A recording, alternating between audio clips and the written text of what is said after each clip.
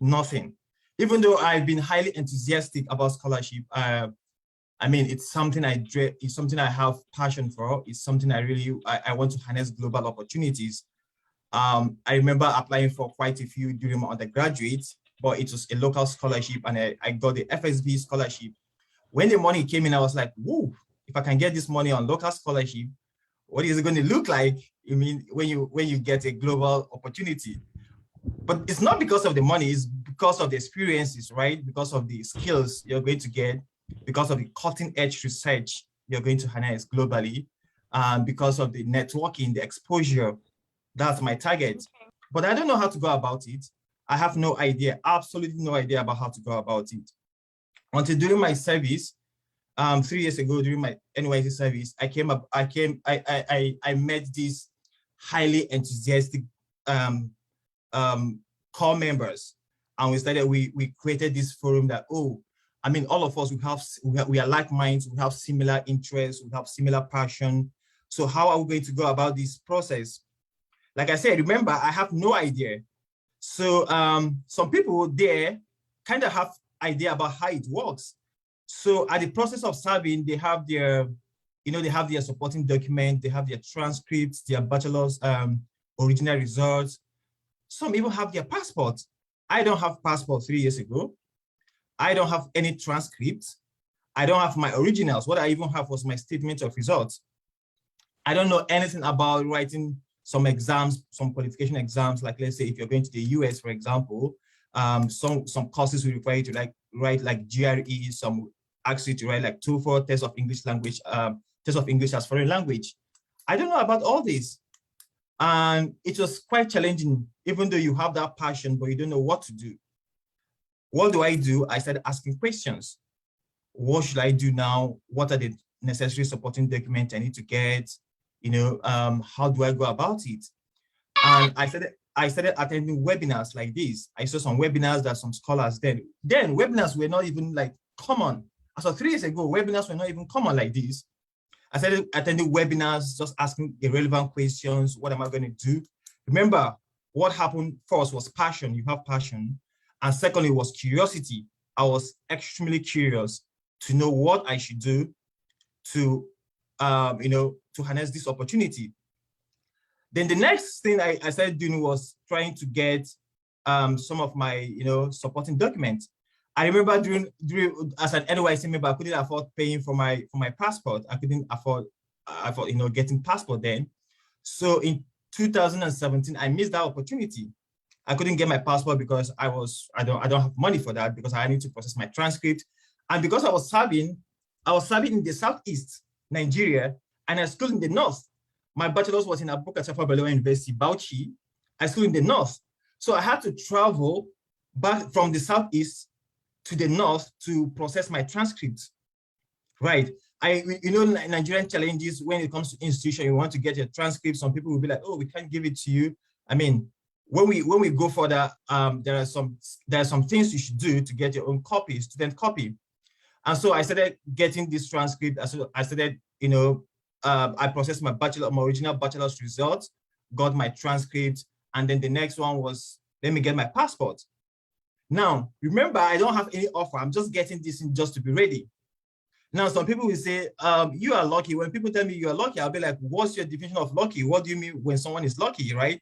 It's about preparedness. How well prepared are you to, when opportunity comes so that you can grab it?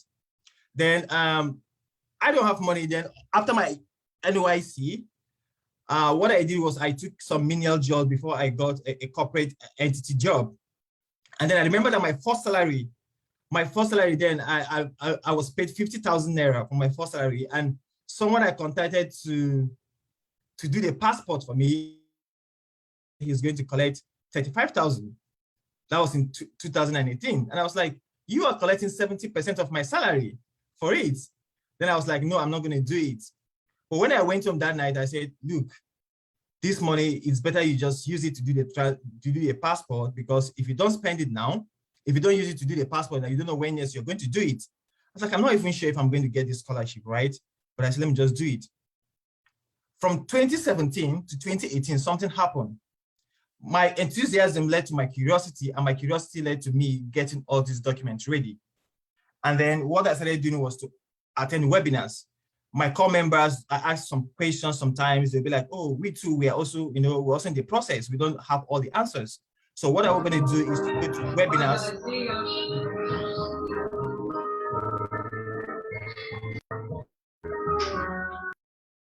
Yeah.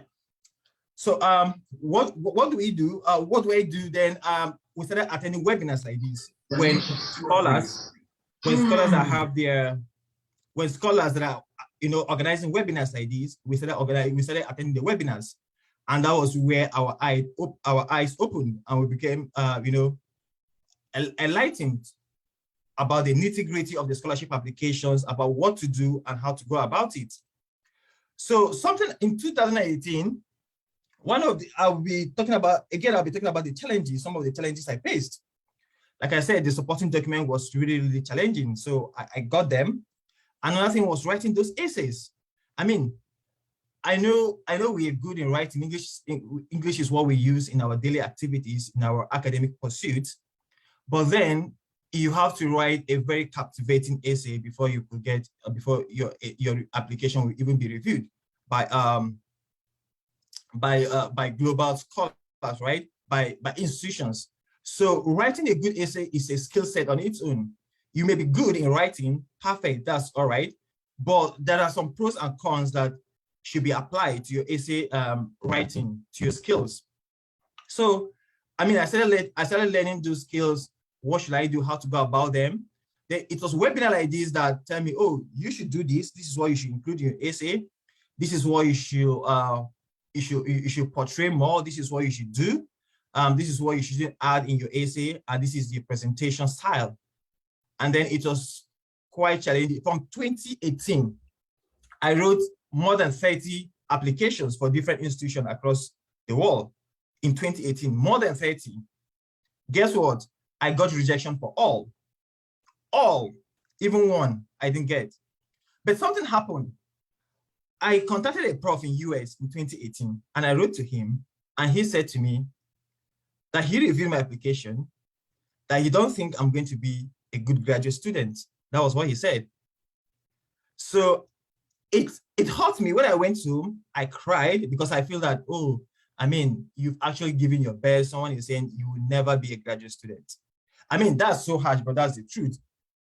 I read the essay a few days ago, and I was like, even me, I can't take such students. It was poorly written, to be honest with you. Like I can't write such essays. That was in 2018 early. Then I started learning those skills. What should I do? How to go about those essays. In 2019, I attended a lot of people. I contacted a lot of people. I attended webinars. Then I said, this time around, I'm going to expand my horizon. Now, remember, I'm not trying to brag, but I'm just trying to tell you where I come from. I graduated with a first class, but then I applied to more than 30 scholarships, and none came forth. None of them, not even one, as of 2018, none. So in 2019, I started reapplying. All those scholarships I applied in 2018, I started applying them in 2019. In fact, as of 2019, I added 5 more. So I had approximately 40 applications as of 2019. Now remember, in 2017, I don't know anything about scholarship. In 2018, I got my supporting documents, applied to some few, but I didn't get anything. In 2019, the first one, I was at work on my way going, I just closed from work on my way going home, and I received this email from the World Bank that they're offering me a position for my master's in biodiversity conservation at University of Haramaya in Ethiopia, sponsored by the World Bank. I was extremely excited. That was my first years, extremely excited. And I was like, oh, this is nice. They're paying for my tuition, they're paying for everything. Though the stipend is quite small because it's Africa, right? It's understandable. I was super excited. 2 weeks later, I got another offer from Orange Knowledge Scholarship.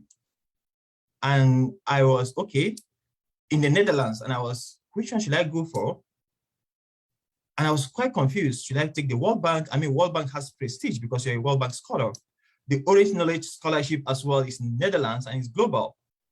I was okay. Let me chill small because I know I've submitted a couple of applications. Let me wait like 2 months. So I wrote to all this funding to give me time. I wrote to all those bodies to give me time, maybe to give me like one or 2 months to make my decision. Some accept, some accepted, and some said no. That is fine. Oh, sorry, I'll just be fast. I have 5 minutes more.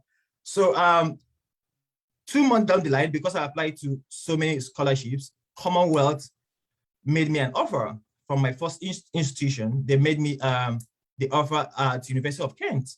I was excited. Not up to a week, I got another offer from Shalom Hallam University. And I was, wow, what's happening? Down the line, 2 days ago, after I started processing my visa for University of Kent, I got another offer at University of Aberdeen. Now, from down to 2017, where I don't know anything about scholarship, to 2019, I already have like 6 offers. And now it's my turn to select which one I'm going to go for. So what results to this is about your enthusiasm, right? You have, of course, most of us have the enthusiasm, but putting those enthusiasm into action is key. What are you doing to harness those opportunities? So it's left for you to make that decision. It's not easy, to be honest with you. Applying for scholarship is a job on its own. I know so many people will be like, oh, I applied a couple of more, I've got rejection. Rejection is part of the process.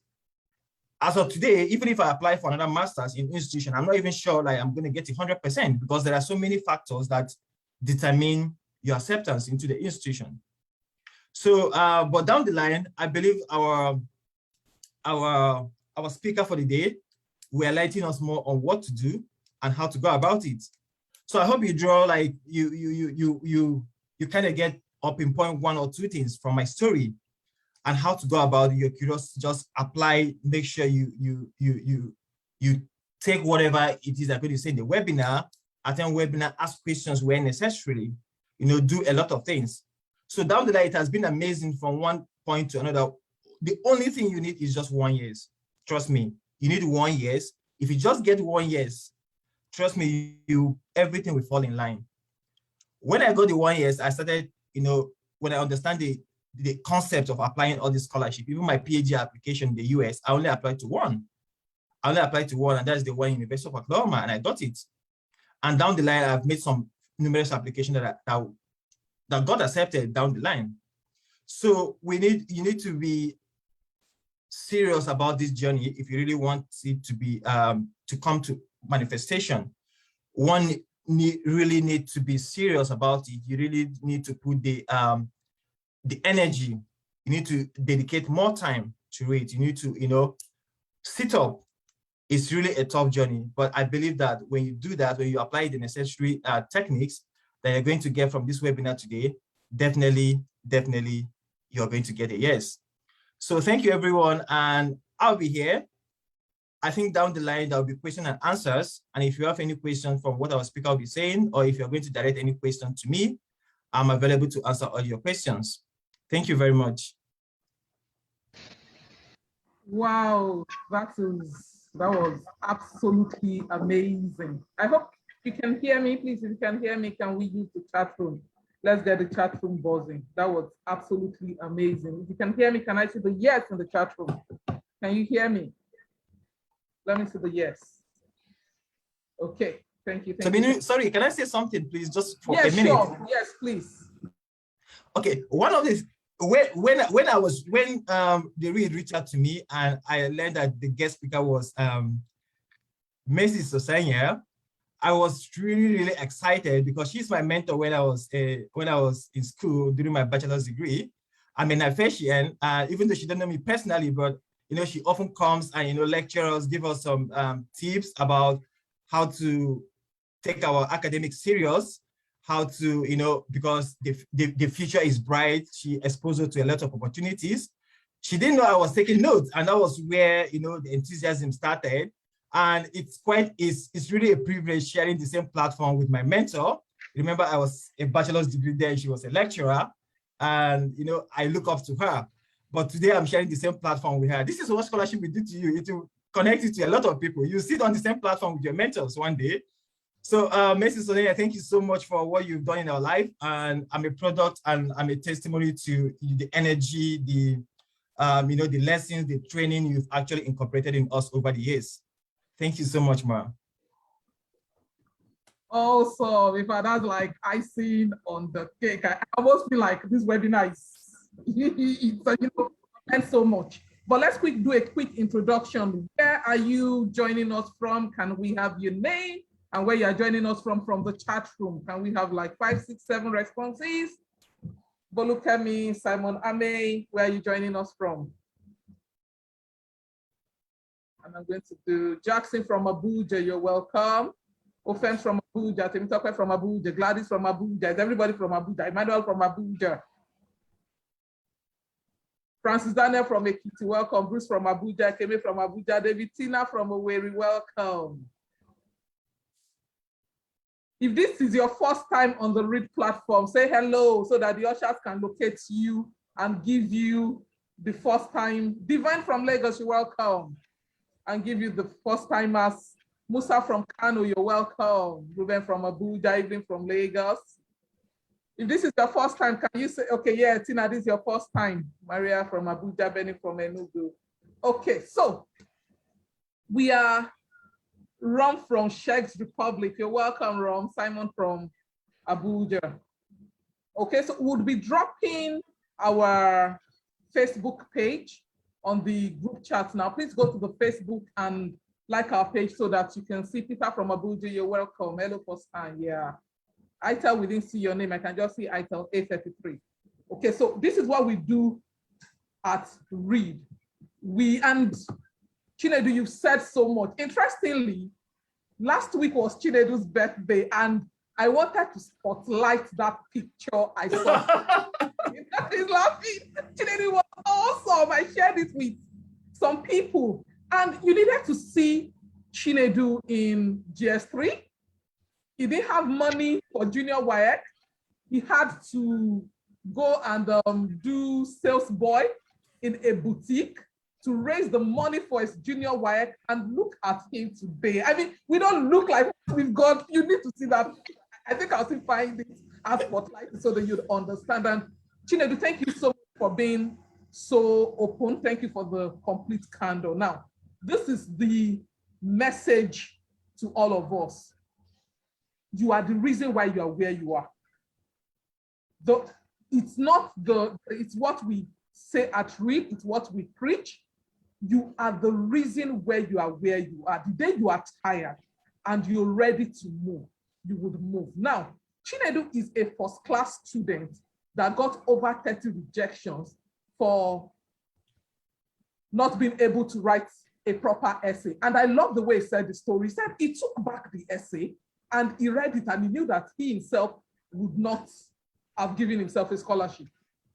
So we need to be able to actively tell ourselves the truth and learn the required skills. Now, I'm moving from back forward because Chinedu has said so much. Let me introduce Read to Ross that are coming here for the first time.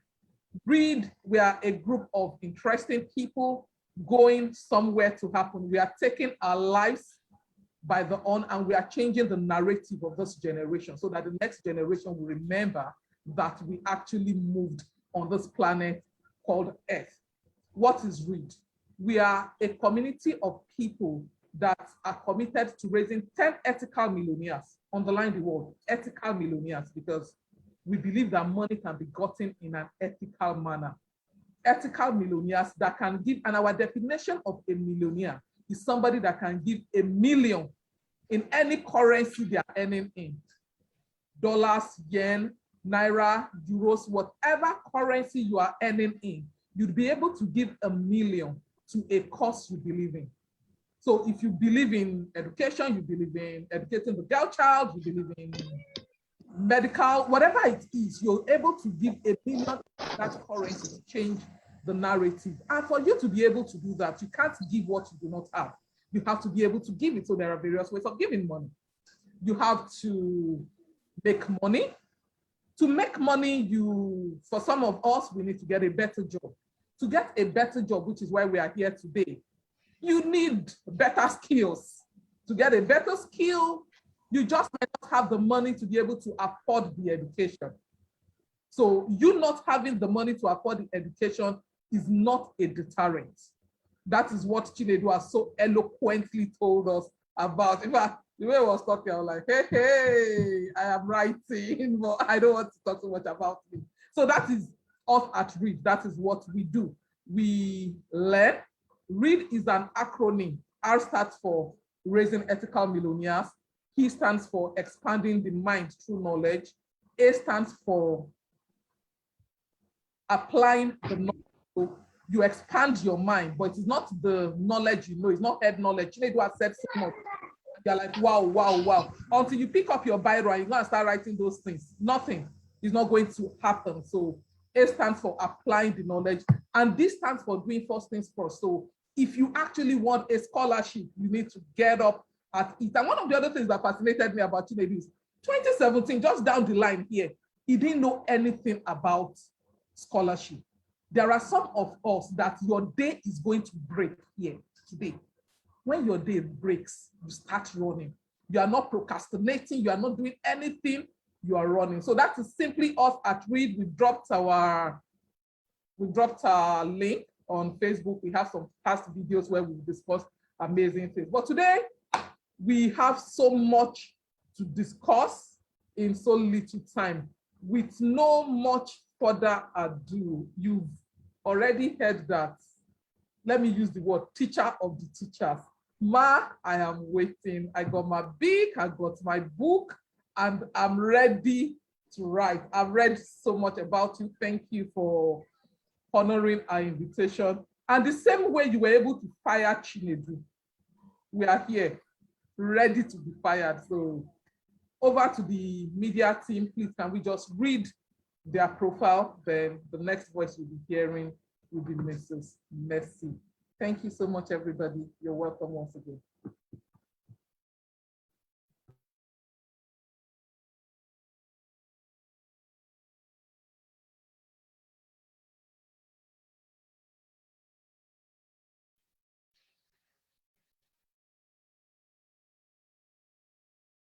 Okay, so do I have the floor?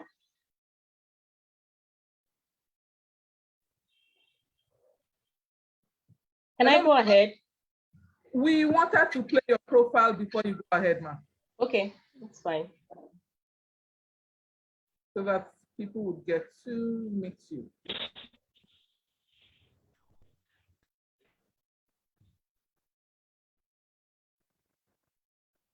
Okay, let me just play from here. I think the technical team is having.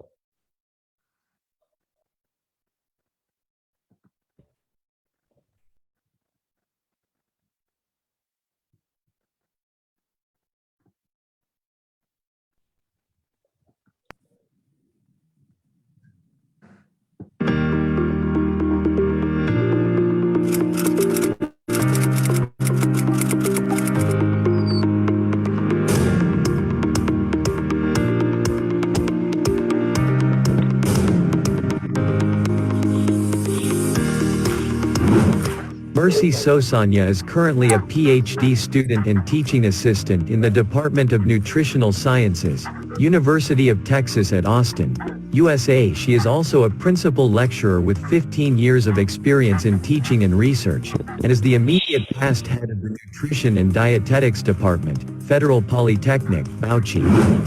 Mercy has served in several state, regional and national nutrition policy committees, and is a consultant to multilateral non-governmental organizations. She has also initiated and implemented several initiatives to inspire female involvement in science, technology, engineering and mathematics (STEM). Mercy focuses on investigating the multidimensional determinants of undernutrition and food insecurity, as well as designing culturally appropriate interventions to ameliorate undernutrition in rural communities. Using indigenous foods and resources, she has formulated ready-to-use therapeutic foods and other products, which have been displayed at national educational exhibitions. Mercy is presently developing a digital tool for behavior change, aimed at improving nutrition in children of teenage mothers in Nigeria. Mercy is a recipient of the PEO Foundation International Peace Scholarship, Schlumberger Foundation Faculty for the Future Fellowship, University of Texas at Austin Graduate Dean's Fellowship, Tech Women Fellowship, from the U.S. Department of State, and American Association of University Women International Fellowship.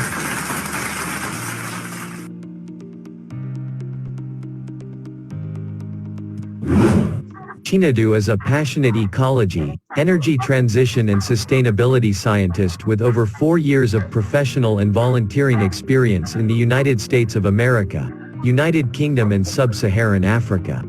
He holds a Bachelor of Technology, B.Tech, in Applied Ecology with a first class from Abubakar Tafawa Balewa University, Bauchi, Nigeria, and a master's degree, MSc, in Global Ecology and Conservation from the University of Aberdeen, Scotland, United Kingdom, fully sponsored by the Commonwealth Scholarship Commission in the UK in 2019. Barely a year after completing his MSc in the UK, he secured another scholarship in the form of a graduate teaching assistantship for his PhD at the Department of Geography and Environmental Sustainability, University of Oklahoma, United States of America.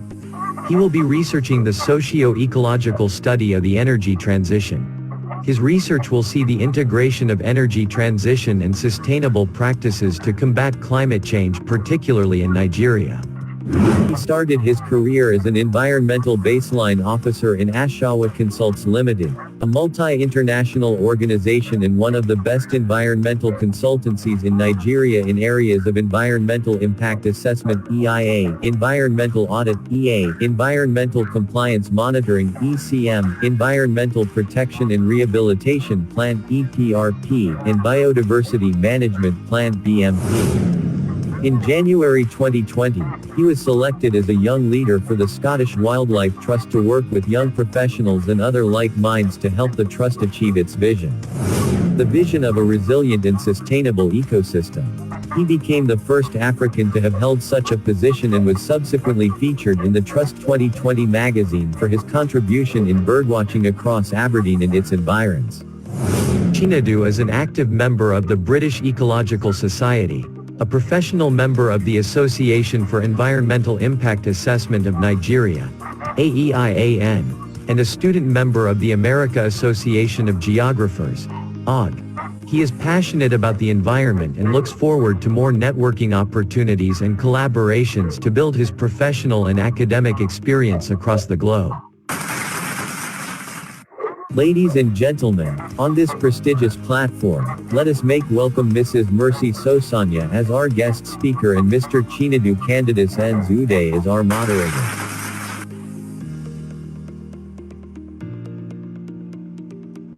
Okay, thank you. Thank you. Over to you, ma'am. We needed to play your profile. So you can come up now, ma'am. Thank you. Okay, thank you very much. I really want to say thank you to the READ platform for this opportunity to address everyone.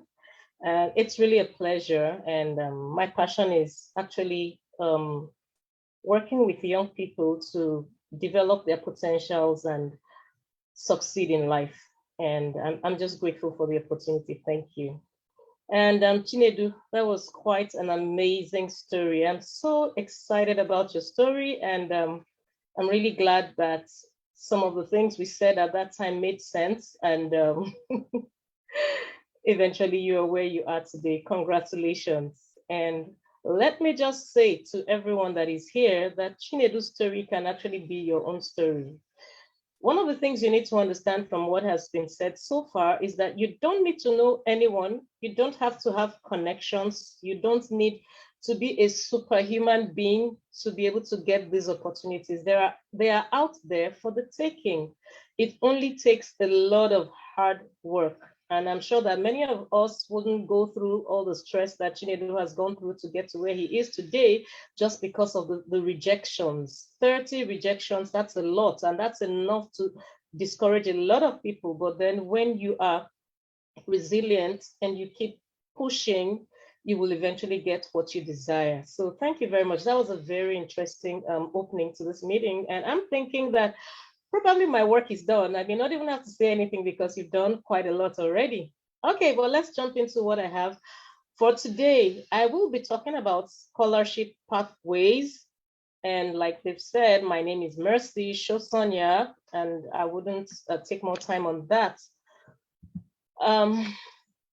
And let me also mention that I have quite a lot to share. And so I'm just going to stop whenever the time is up. So please, the moderators, let me know when the time is up and then I'll stop. I'll just cut it wherever it is.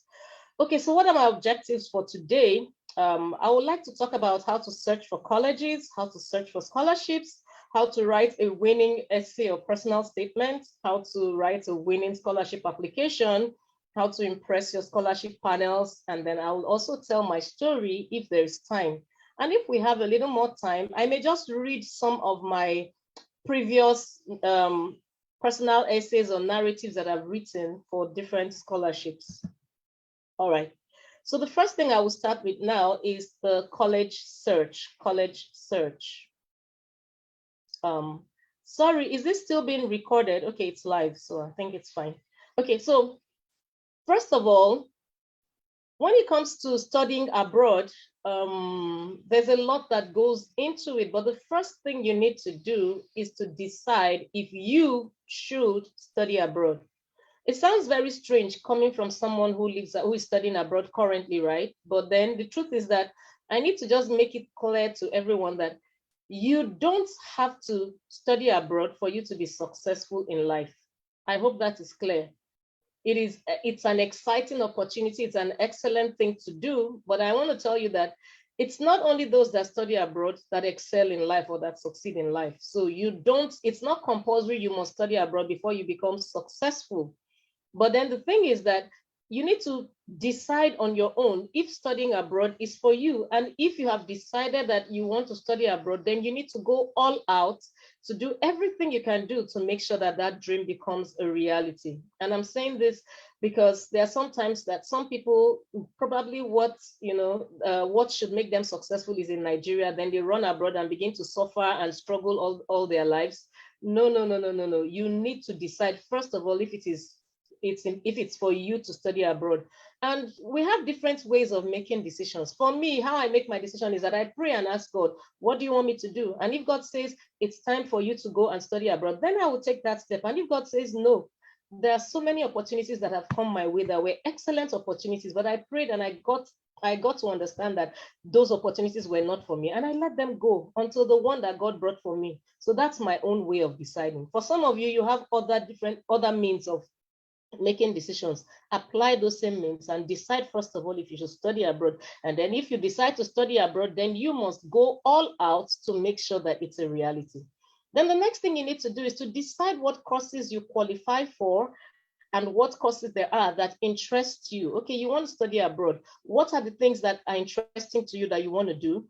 And then what are the courses that you have the qualification for? Because there are some things that interest you, but you don't have the qualification for them. So if you have an issue like that, it may just take you some time to build the qualifications that will make it easy for you to get an opportunity to study what is interesting to you.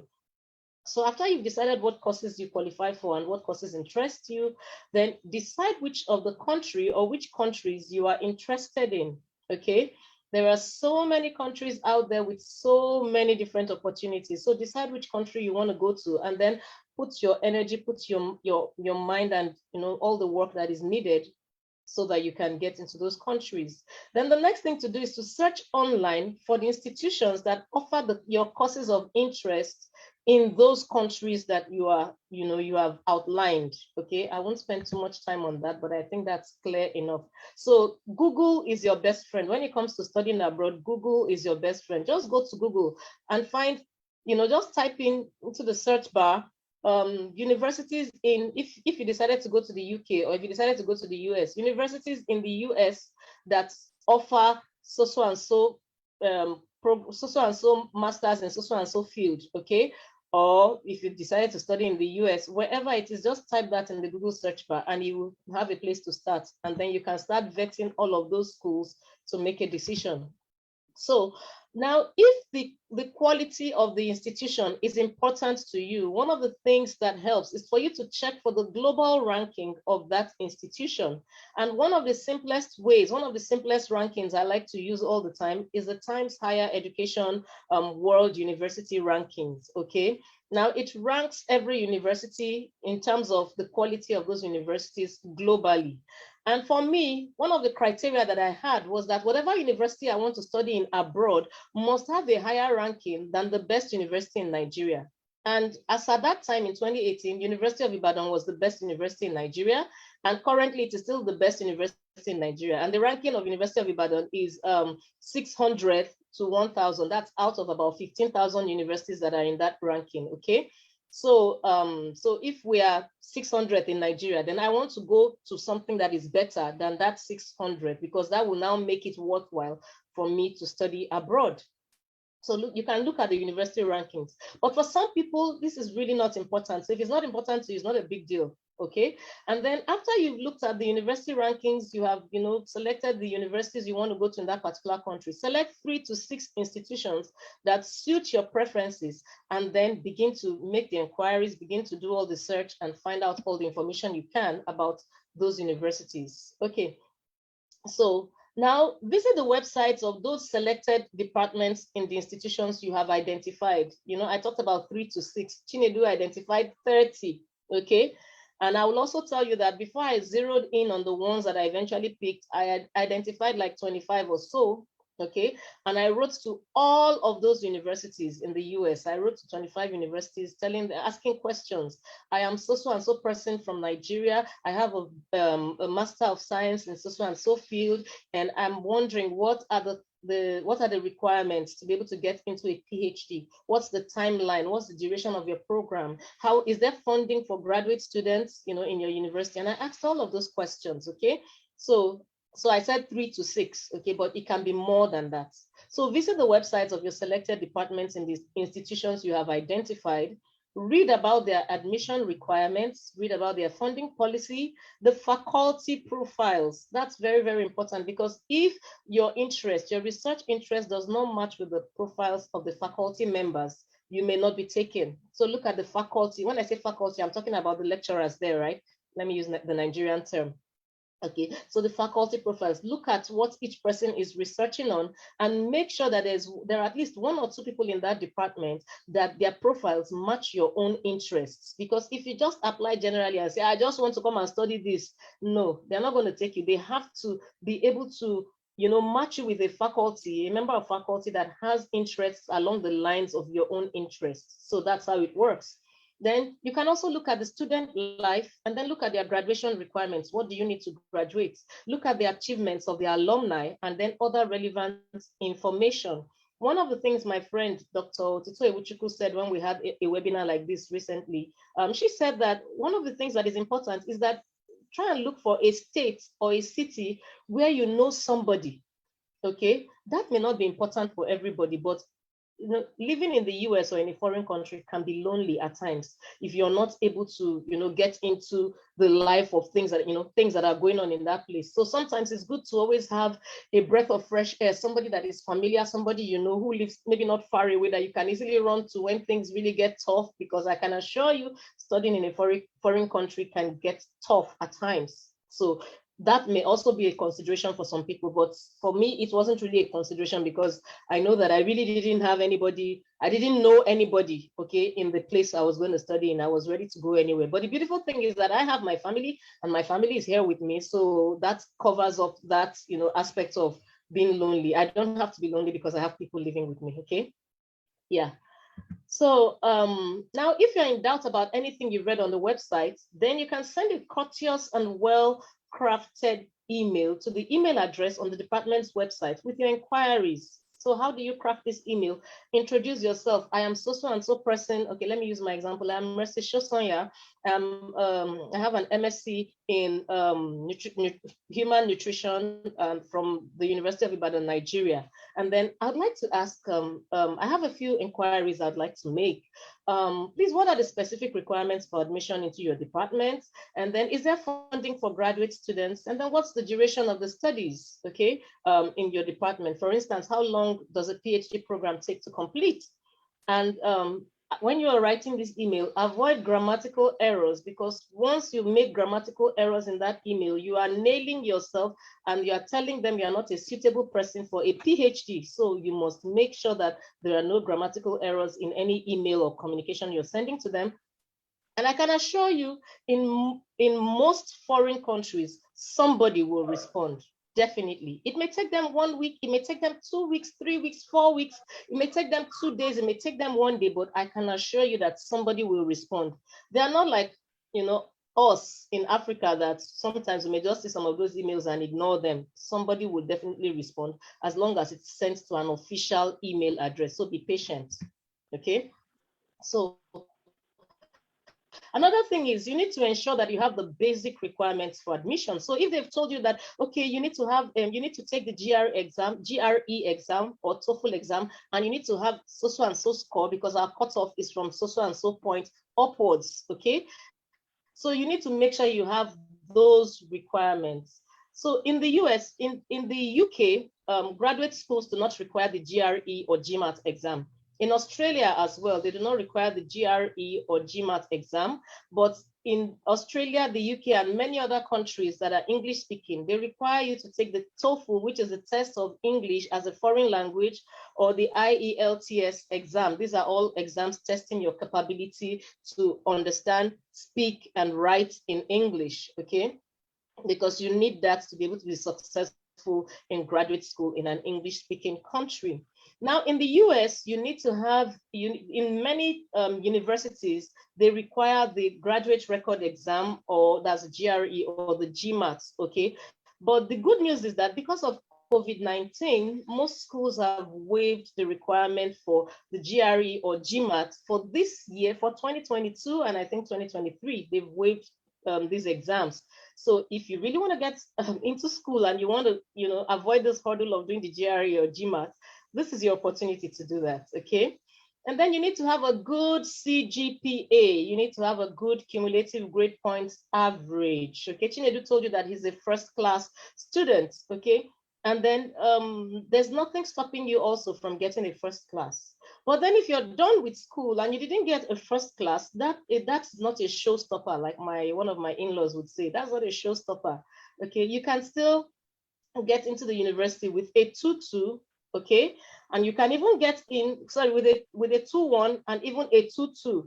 And I know of some people that have gotten in with a third class, but then in those cases, they did not get scholarships. Some universities are willing, to give you an opportunity to come and prove yourself. But these chances of getting in with the third class, they are very, very slim, very, very slim, I can tell you.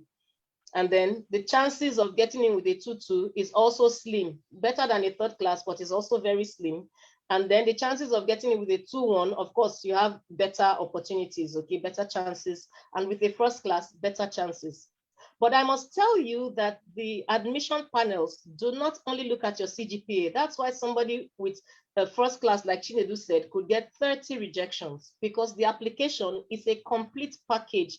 They look at every aspect of your application, and then they award points for that. So your point, you must be able to excel in all the aspects of your application, so that even if one aspect is not so good, maybe your CGPA is not so high, but you have, an excellent working experience, you have volunteer opportunities, you have good GRE scores and all of that, you may still have the opportunity to get accepted. So I'm telling you this so that you don't, disqualify yourself and say, me, I got a 2-2. They will not take people that have 2. There are people that had 2-2s and they've taken them, okay? So don't disqualify yourself. Give it a try if you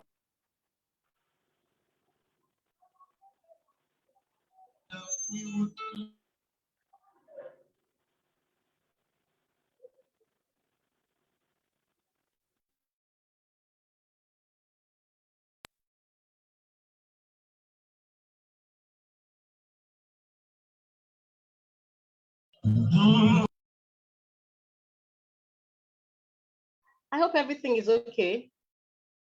Okay. So like I was saying, ensure that you have all the requirements. So I was talking about a good CGPA. And then, like Chinedu said, make sure that you start applying for your transcripts on time. It always pays to have your transcript at hand, because many of these universities, when you are doing the applications online, they will tell you to upload a personal copy of your transcript, a student copy. So try to get a student copy of your transcripts at hand. Sometimes your university may not want to give you a student copy. Tell them that you want to send a copy of your transcript to your parents. Let your parents get a copy of the transcript. So when they send it to them, then you can have it, and then you can upload it, on any application, website application you want to upload it to, okay?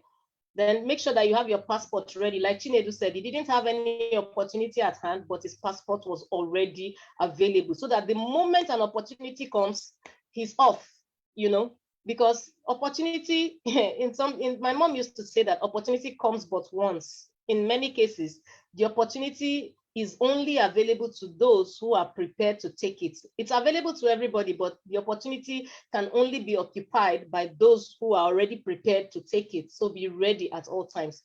And let me tell you, currently, I have a number of family members who've been trying to do their passports.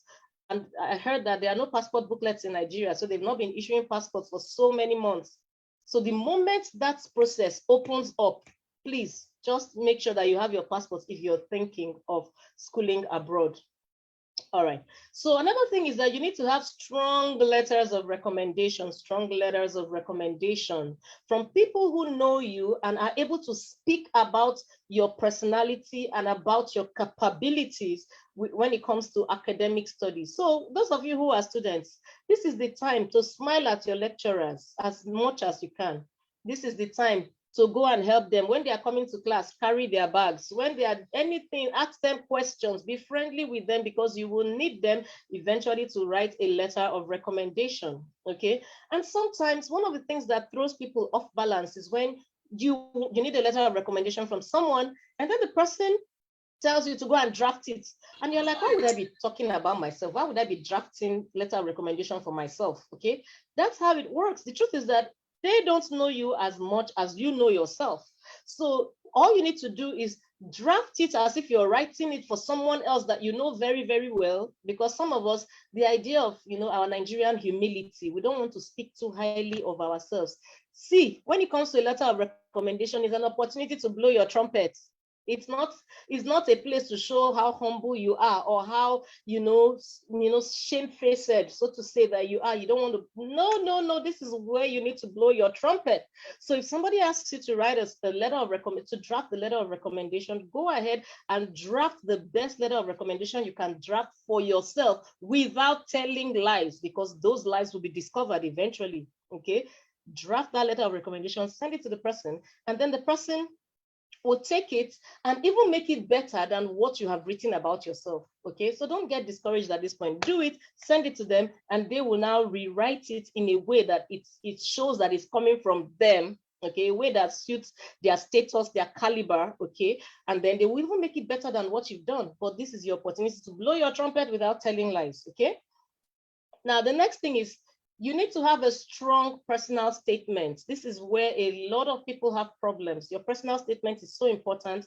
And if we have the time, I will be showing you how to write a personal statement. And then you need to have an excellent curriculum vitae, that shows your awards, your achievements, your experience, professional society membership. Chinedu talked about being a member of this society, that society, that society. This is your opportunity as students to start getting involved in those societies, because they add some credibility to whatever you have already, okay? It shows that you are a serious member of the society. You get the point, and you are interested in professional development. So join professional societies, join them. For me, I became a member of the American Society for Nutrition while I was still a student. Yeah, while I was still doing my master's, I joined the American Society for Nutrition while I was even in Nigeria. It was expensive for me to pay for that membership while I was still in Nigeria then, but then I paid for it And that's how I became a member. And I had a certificate. I was given a certificate of membership.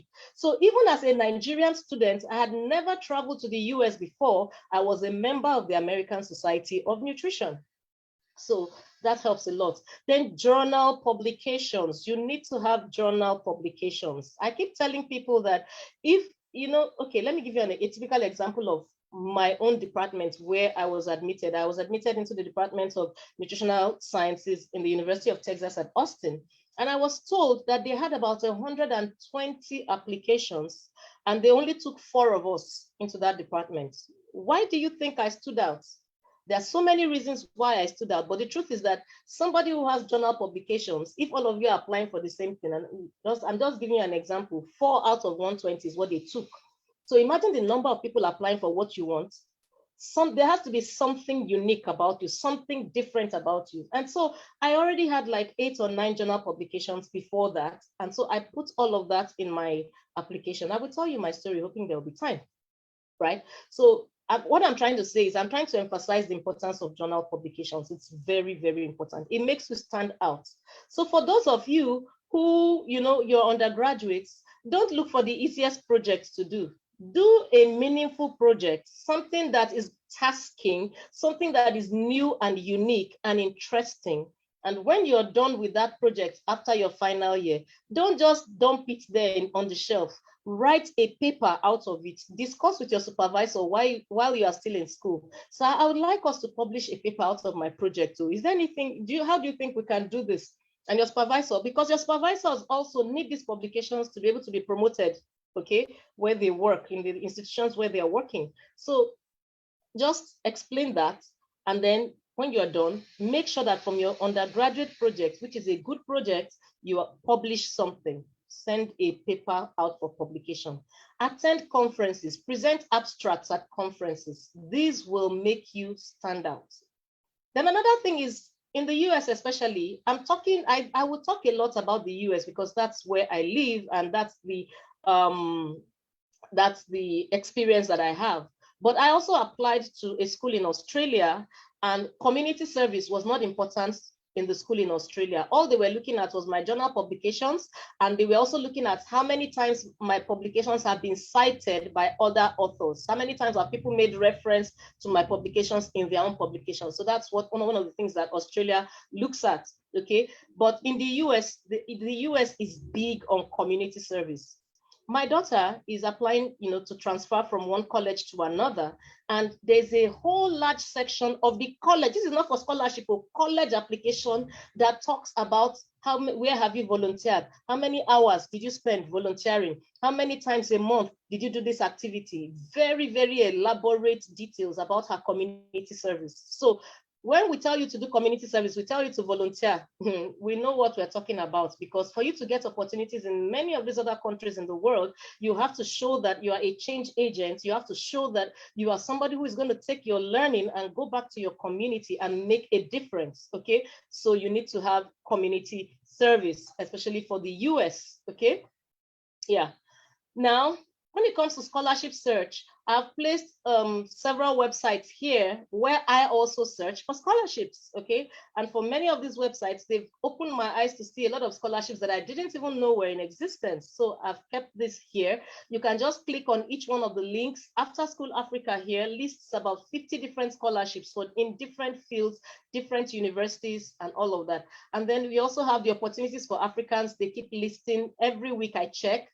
Opportunity desk, I check almost every week too. And then this is the Erasmus Mundus scholarship. They have about 2,790 scholarships that they are going to award in 2022, and you can be one of them. And this is the Commonwealth Shared Scholarship that Chinedu talked about. They award a lot of scholarships too, so you can check and search for scholarships, okay? And you don't have to limit yourself to these ones. I just gave you these as examples of places to make your search easy, okay? Just type scholarships for study in so and so place. For me, what I usually type is scholarships for developing, developing country nationals. And I type that into Google, and it gives me a lot of information. All right. So let's quickly get into how to write winning applications. I will start with the personal statement. Let me just check what's on the chat. Okay. So I would start with the personal statement, okay? So do you have any questions before I get into this? Any questions very briefly? Just put them in the chats and then I'll look at them and give an answer as we go. All right. So let's talk about how to write a winning application. Winning applications, talking about your personal statement. Remember, I told you that in many college applications, your personal statement is a very important requirement. You have to be able to write a strong personal statement, okay? So the personal statement is a written description of your achievements, your interests, and all of that. Is just, it's your story, okay? And it's part of application for either a job or an educational program, okay? In this case, we're talking about an educational program. And then the content is different from a CV. I know I don't have a lot of time because I have a whole presentation on how to write a good CV and how to, update your LinkedIn profile, but that's not part of this talk today. All right. So, but the content of a personal statement is different from your CV. Okay. So there are two types of personal statement. You have a general comprehensive personal statement. That's the first type. And here you have maximum freedom to write whatever you want about yourself, and then, okay. Somebody is saying audibility is reduced. Can you all hear me? Can I get an answer? Can anyone hear me? Okay. Okay, thank you. All right.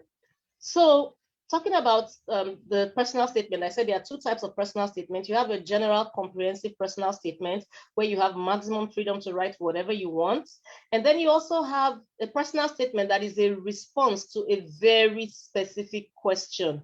Here, you should be responding specifically to the question they're asking you. And I have two examples. If time permits, I can read them to you so that you can see how each one works. Okay. Yeah. So now when you're writing your personal statements, what are the questions you need to ask yourself? These questions, if you're able to provide the answers to these questions, what happens is that then you'll be able to write a good personal statement. So the first thing you need to ask yourself is, what is special, unique, or distinctive and or impressive about you or your life story? Very important question. When, how, and why did you become interested in this field? I will quickly rush through all of this. And I'm going to give the slides eventually to the organizers of the program, to the READ platform, and then they can share the slides. Hopefully, yeah, I'll decide that. Well, we'll talk about that one later. Okay. So when, how, and why did you become interested in this field? Then why are you interested in this specific course or program or department? Here you can talk about maybe their curriculum is something unique or interesting to you. You can talk about the interests of the faculty members. You can talk about the alumni achievements, the geographical location, and all of that. When you're writing your personal statement, you need to balance your emotional and technical attachments. In many cases, many of us in Nigeria, especially when we're writing our personal statement, we want to just focus on the technical. There is a climate change, it's destroying the whole world. And this percentage of the forests have been, removed or depleted. This, that, no. You have to put your personal story, you have to add the emotions, and then you have to put in the technical attachments. You have to balance the two because they're not asking you, what do you know about about that field? They're asking, why do you want to come here? And they want to know more about you and what is driving you. Okay, so you need to add your emotional attachments. So more questions to ask yourself. Why might you be a stronger candidate for this scholarship? Like I told you, look at the ratio, 4 out of 120 that in my own case. So why should they pick you and not someone else? Okay, so why might you be a stronger candidate for this scholarship and more successful and effective in the profession or field than other applicants? What have you learned from your experience, leadership or managerial skills, for example, and how has that work contributed to your growth? And then what are your career goals? All of these are things you are going to be putting in your personal statements, okay? And you may think it's difficult because this personal statement is no more than 2 pages. And then you are asking yourself all of these questions and trying to put all of this into your 2 pages, but you have to be able to skillfully do that to have a strong personal statement. Then another thing, some other questions you need to ask yourself. Have you had to overcome any unusual obstacles or hardships, for example, economic hardship, familial hardship, or physical hardships in your life? Then what personal characteristics, for example, integrity, compassion, or persistence, do you possess that will improve your prospects for success in the field or profession? Then is there a way to demonstrate or document that you have these characteristics? So you have to have examples to show that you have these characteristics. So are there any gaps or discrepancies in your academic record that you should explain? I'll give you an example of myself. I finished my first degree in 1999. Yeah. And I didn't go back for my master's until 2008. That's almost 10 years. And after 2008, I didn't go back. I finished my master's in 2010, and I didn't go back to do my PhD until 2018. That's another 8 years. So in my personal statements, I usually explain that so that you will not be wondering what happened within this period, what were you doing?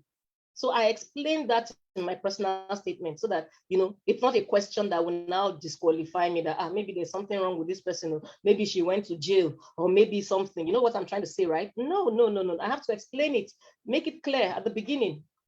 Okay.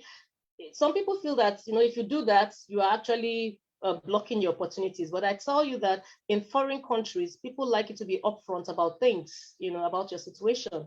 Okay. So I've talked about what skills, leadership, analytical, and communicative do you possess? What are the most compelling reasons you can give for the scholarship panel to be interested in you? Then talk a little bit about what aspect of that discipline you would like to focus on, where you would like to pour all your energy.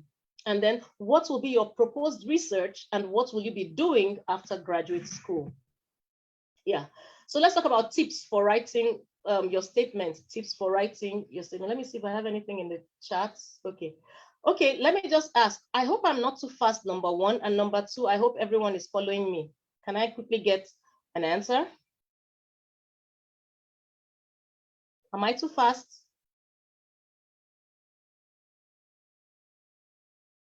Any answer? Can anyone hear me?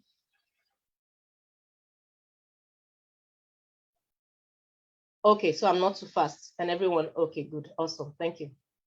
All right, so these are tips for writing your statement. So I'm giving you tips for writing your statements. So give some statistics of why it is important to have more professionals like you in your discipline. Maybe due to a low workforce, issues of diversity, gender representation, and so on.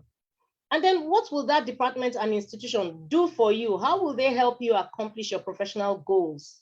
And then what will you bring to the table? What will you contribute to the program, right?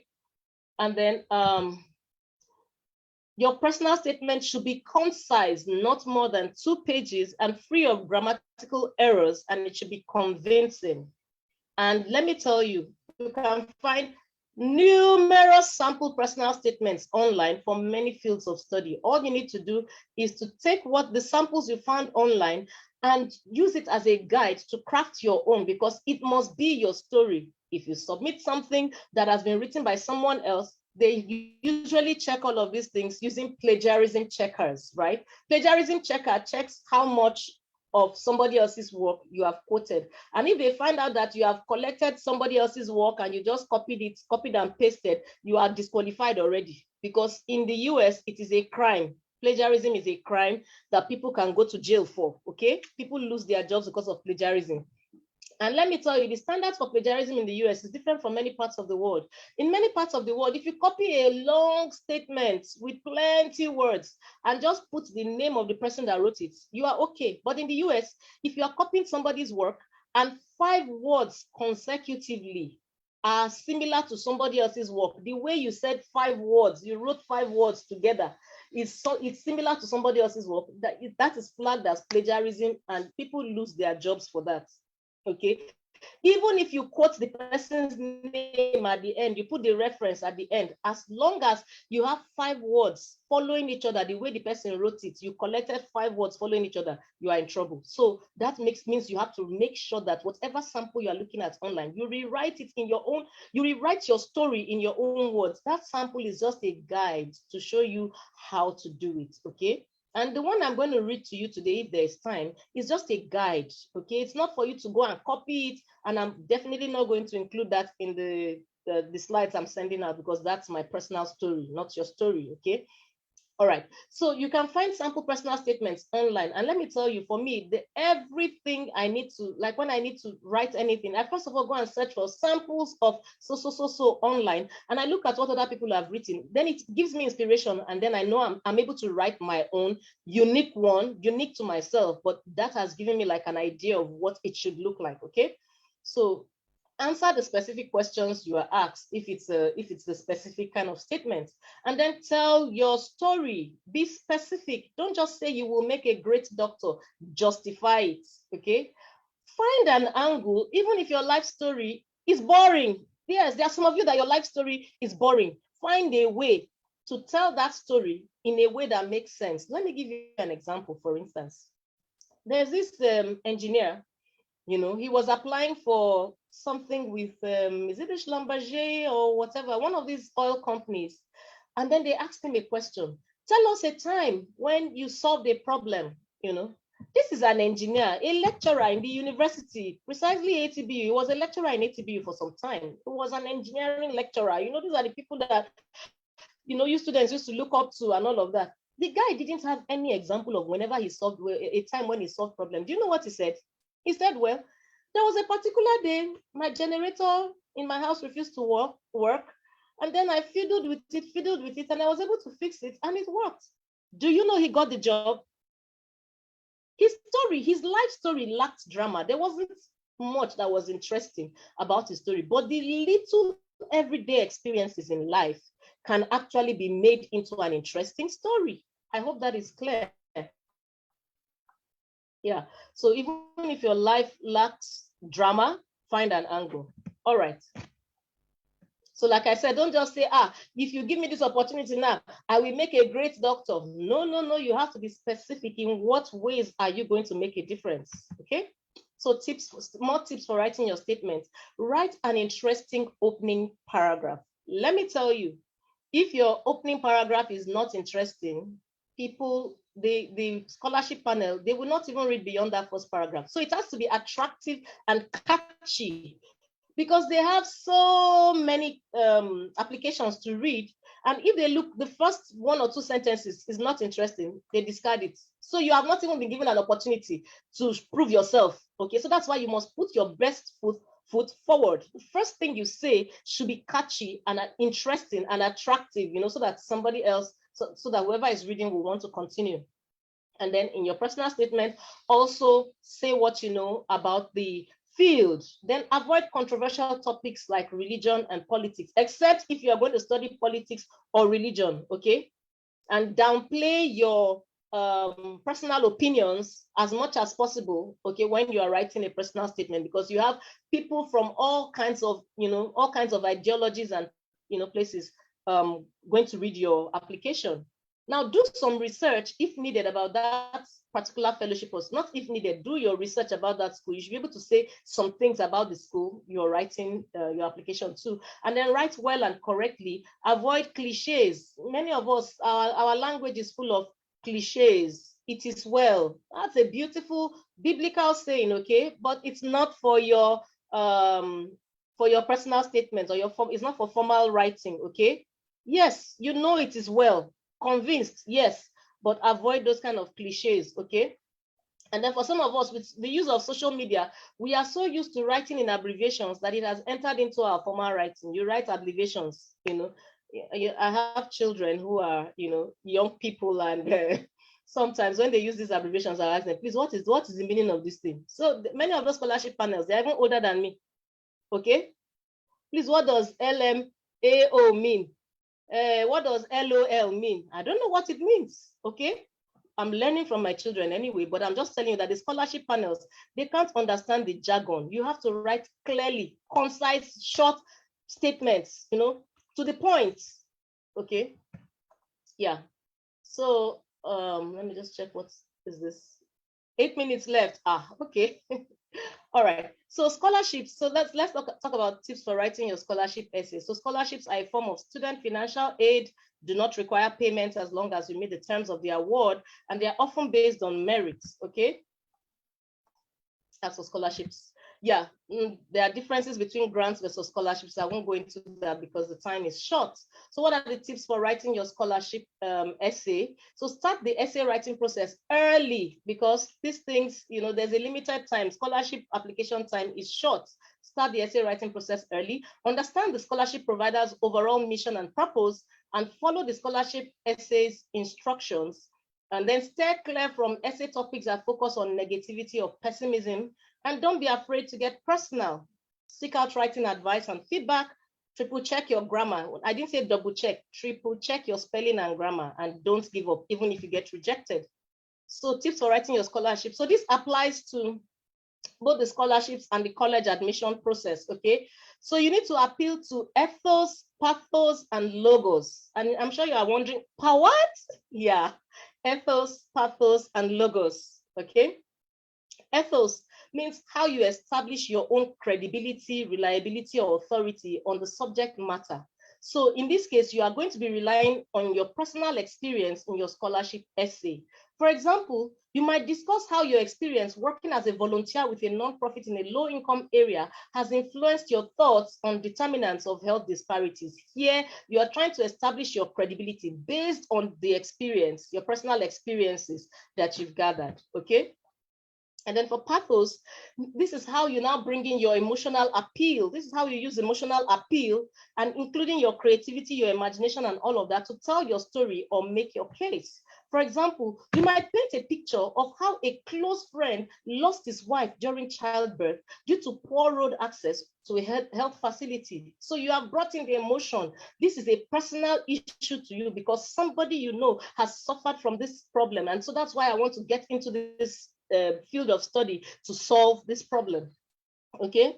So logos is how you now use logic or rational thinking to convey your points. For example, this is where you bring in statistics to convey how children and women in your area or region of interest are affected by malnutrition. These are just examples, okay? So filling out scholarship application forms. Many scholarship forms collect information such as your personal or contact details, your professional experience, and then an idea about your character, okay? And then there are short essays regarding a specific question. That's the personal essay statement I talked about. And then your references, that's your recommendation letters, okay? And then some of these scholarship applications require a budget and then other supporting documents. Some of them even require pictures and other information, because one of the things I applied for, I was told that they wanted to, I said, I have this community service, community development experience. They wanted to see pictures, and I had plenty of pictures. I put them all in one folder and sent the pictures to them. So that's a possibility,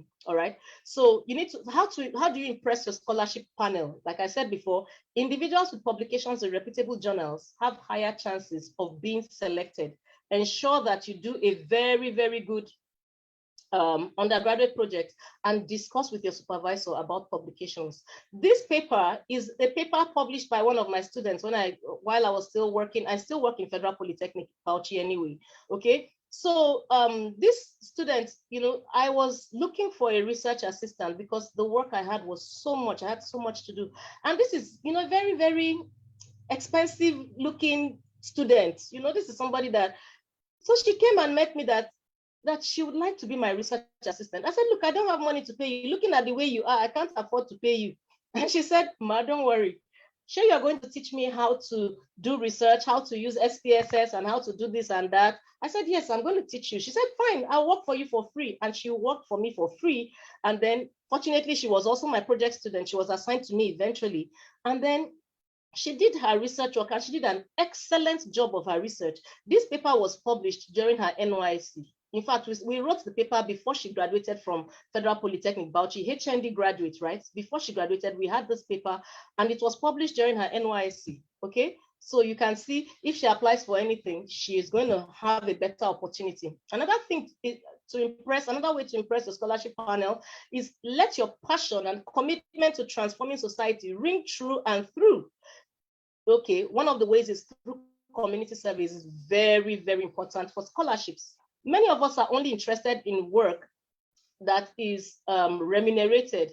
But the truth is that when you work and you get paid, That's for your personal benefit. You have not in many ways transformed your community.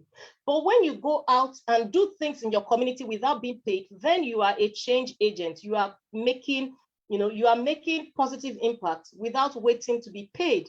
Many scholarship bodies are looking for people like this. Community service is very important for scholarships, okay? I need to tell you that there was one of the scholarships I applied for, and they asked for what are your community service engagements. They gave spaces for 18. I had 36. So I had to squeeze two inside each of the boxes they provided for the community service. Of course, I was given that opportunity. I was given that scholarship, okay? So then many international non-profit organizations give scholarships to only those who have engaged in unpaid volunteer activities in their communities. So you can volunteer with other organizations, or you can initiate your own community development services. Many of the community development services I have, I initiated them. I carry myself and pick some of my students. We enter a community and start teaching the mothers how to feed their babies, because I'm a nutritionist. People are dying of malnutrition, and I have this knowledge. I go to the community and share it for free with these women, teach them how to make different foods, that's different nourishing foods for their babies. It doesn't cost me so much to do that. The communities are all over us, okay? And you'll be amazed. Just approach the community leaders and ask them that you want to come and do this. You can imagine many of them are even looking for people to help their people, okay? Emmy Kings is there. Emmy Kings did a lot of photography for much of the community services that I did in Bauchi before I left. And those things, where they spoke.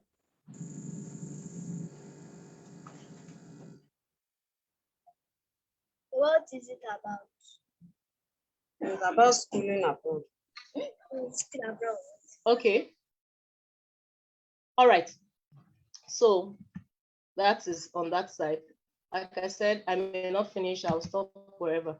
Okay, so how to impress the scholarship panel. So I've talked about how I had 18 volunteer activities. I was told to write 18. I was given space for 18. I had 24 to 36. I was given the scholarship. But the thing is, you must bear in mind that the primary motive for community service should be to contribute towards solving problems in the society, not just for personal benefits. I did these things because I wanted to change my community. I wanted to help people. And then after doing that, somehow or the other, you attract more opportunities, you attract more blessings. That's how it works, okay? So it's a total application package, like I told you. Your letters of recommendation must be strong. Help them to help your recommenders craft a masterpiece that is enthusiastic and factual about you, no lies. When it comes to scholarship, they ask you for budget. Make a realistic budget, okay? On the websites of each school, they have what you call cost of attendance for that school. Go to the website, browse, get the information, then modify it in such a way that it fits your own personal needs, okay? And then you submit it, okay? So modify the budget to suit your personal situation. Then ensure that your online presence reflects the image of yourself. Sorry, this is reflects. Reflects the image of yourself that you want the panel to see, because they might check. Some of you post all kinds of nonsense on your social media, okay? And you assume that, well, it's a free word, freedom of speech. Yes, but you see, that freedom of speech can block a lot of opportunities for you. So make sure that what you are posting is uplifting, meaningful, and it's projecting the kind of image you want people to have of you, okay? So if you have any of those kind of nonsense things on your profiles, go and scrub them away. I don't know the definition of nonsense. You are the one that can determine what is nonsense. Anything that, if you go for a job interview, and the job panel shows it to you that this is what we saw on your social media, and anything that will make you ashamed, remove it from your social media right now, because they might check. All right. So what is the winning attitude? The winning attitude is acknowledge that studying abroad is extremely expensive, no doubt. In my institution, the University of Texas at Austin, international students pay about $46,000 each session. There's no way I can afford that kind of money on my own, okay? So it is expensive, all right? But then know that there are numerous scholarships available for people from developing countries, so many of them. And then a large proportion of PhD to be precise, in the US, they are fully funded, okay? Possibly up to 70% of STEM, that's fields in science, technology, engineering, and mathematics.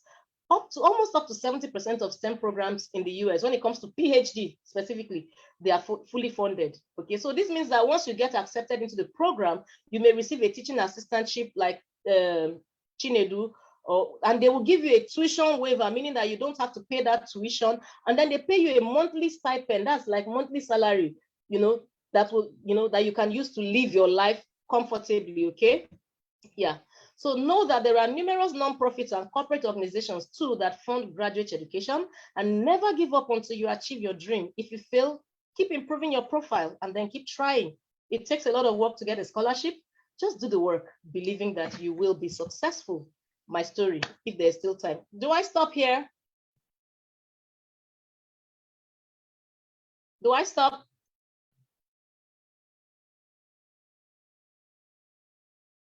Hello, organizers. Hello. Okay. All right. So my story, I didn't prepare this for you to be able to read. This is just, I'm just going to give you a highlight. So these are just some of the scholarships that I've gotten. Okay. You can see Margaret McNamara, the American Association of University Women, University of Texas at Austin, and all of that. Okay. And sorry. These are also scholarships, Schlumberger Foundation International Peace Scholarship. These are just some of the scholarships I've gotten. Okay. So my own process, okay? I've told you I wrote like 25, almost 25, more than 20 letters to different schools, to ask for the requirements and the funding. And then many of them told me that, okay, we fully fund our PhD students. These are the requirements. So I had to go back and sit down and do the GRE. And look at me, I'm a mother. I've been out of the university for so long. The last time I did mathematics was even in secondary school, and GRE is full of maths. It was my SS3 exam. That was the last math class I did, because the courses I did in the university, in College of Medicine, the University of Ibadan, which my department was part of College of Medicine, we don't do mathematics. We only take physics, okay? So I didn't even do any maths in the university. But then look at me with the GRE. After more than 20 years of not doing anything mathematics related, but I picked up that book. I got the book, I registered, and I was given a free book after I registered. And I picked up that book. It's about 500 pages. And within a month, I finished reading through that 500 pages. I had another book that a friend gave me. One of my mentors in the US shipped a book to me. I looked at that one, almost 500 pages too. I finished reading those two books within 1 month, okay? And I went to face the exam, having left mathematics for more than 20 years of my life. And you know the funny thing? I passed. That first attempt, I passed. I did the test of English as a foreign language. I didn't study English. I studied nutrition, okay, human nutrition. I did the test of English as a foreign language. I read for that exam in 10 days, another book of 500 pages. I read it in about 10 days or so, one Christmas break. I just finished preparing my family for Christmas, and I told them to just give me space to study. Within 10 days, I finished reading that book, about 500 pages. And I got, I think, 114 out of 120 in the test of English as a foreign language. What I'm telling you is that you guys are even younger than I am. You're not mothers. You're not cooking soup and taking care of children already, many of you, okay? So you can do this. That's what I'm telling you. But after having done the exams, I applied to Cornell University in 2017, and they gave me an early rejection, very early. They said, sorry, your interests do not match the interests of any of our faculty members. So sorry, we cannot take you. That's how I was rejected, okay? And then I applied to Australia too. Australia gave me the admission to the school, but they didn't give me scholarship. Why?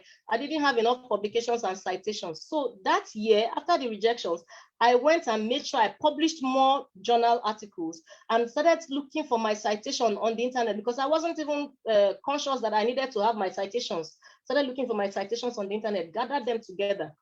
And so the next year, I decided to apply again. So I contacted a friend in the US and asked her, this Cornell, I know Cornell is one of the top universities in the world, and their acceptance rate is low. They take about 10% of people that apply to them. So where do you think I can apply? So she told me that the University of Texas is very, very good. It's very good in terms of, it's among the top 40 in the world. And then the acceptance rate is higher. They take like 40% of people that apply, and it's a state university. So and Texas is rich. They have a lot of funding and all of that. I said, okay. So I tried to apply to the University of Texas at Austin, and believe you me, they didn't tell me yes, they didn't tell me no. After some time, they said they've taken all the people they want to take. They're going to put me on the wait list. I said, okay, fine, put me on the wait list. They said, there's no hope, because it's only if one of the people we have accepted rejects, that's when we can take you. I said, fine, leave me on the wait list. I went back to the internet. What do I do to remove myself from the wait list and put my name on the list of those admitted? And then I saw that one of the things I could do was to contact a faculty member in that place. So I wrote to a faculty member. And when I went and packaged my story in such an interesting way, I wrote a document showcasing my experience. I've worked with with UNICEF. I've done consultancies for UNICEF. I've done consultancies for Oxfam. I have this experience. I was in this national policy committee. I was in that. I've done this. I've done this community service. I packaged that document, then added my CV and all my publications and sent to one of the faculty members whose interest is similar to mine. She didn't answer me for almost a month. Then all of a sudden she answered and said, she has been on vacation. She has seen my documents. She will push it to the departmental chair. And she did. But then they were still not interested in all of that. And then the interesting thing is that while I was applying to University of Texas at Austin, I also applied for the American Association of University Women's Fellowship Scholarship. And then I was informed that I got that scholarship, okay?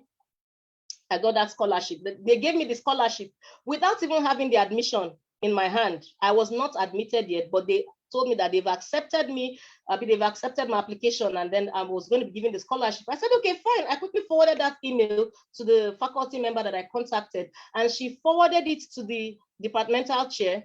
And the next thing, within 3 days or so, I got my admission letter to come to the University of Texas at Austin. And when I came in, she told me that there's no student that has come into the university with that kind of amount of money, scholarship money, before into that department with that kind of scholarship money. So that the moment they saw it, there was no way they could just reject me. And so they took me in, and they've been fighting on my behalf, because the scholarship people didn't want them to give me a graduate, a teaching assistantship, because the rules of the scholarship is that you must not earn anything from anywhere that is more than what they are giving you in the scholarship money. Yet my teaching assistantship was more. So my departmental chair had to write to them back and forth, and they amended the rules so that I could keep my teaching assistantship and keep the scholarship. And that's how I was able to go through my first year. And the second year, I got a scholarship that was twice what not 2.5 times the amount that I got from the first one. So that's how it's been. Why? Because I've been building my profile. I've been building my CV, doing a lot of volunteer work, all right? So, like I told you, when I was rejected, I went back and built my CV more to be able to get the opportunities. All right. So, yeah. So that's all. I think I've done all of that. I won't be able to tell you about my turning points. These are sample narratives. If the organizers give me some more opportunity, I may be able to talk about the other things, but I'm done. I'm done. I can stop here and take questions. Thank you, Ma, but maybe you should just talk about your turning point very briefly. Okay. In the stop complaining, and I think it's very relevant to everybody. It's very okay. briefly. Okay. In 2015, I was privileged to have been selected for the Tech Women Fellowship. And the Tech Women Fellowship is a program of the US Department of State. And by the way, the call for applications for the Tech Women Fellowship is open now. So if you want, just Google Tech Women Fellowship, apply, and then you will find all the details online. All right, so the Tech Women Fellowship is a program of the US Department of State where they bring women from 20 developing countries to Silicon Valley for mentoring, so that we can go back, to our countries and bring about change. All right, and so I attended the program, and went to Google International Headquarters, all the international headquarters, all the big companies, Firefox, as in Mozilla, LinkedIn, all of those big companies, have been to their international headquarters for programs during the Tech Women Fellowship. But there was a talk that, turned my life around. And it was given by Mohak Shroff, who is the Vice President of Consumer Engineering at LinkedIn.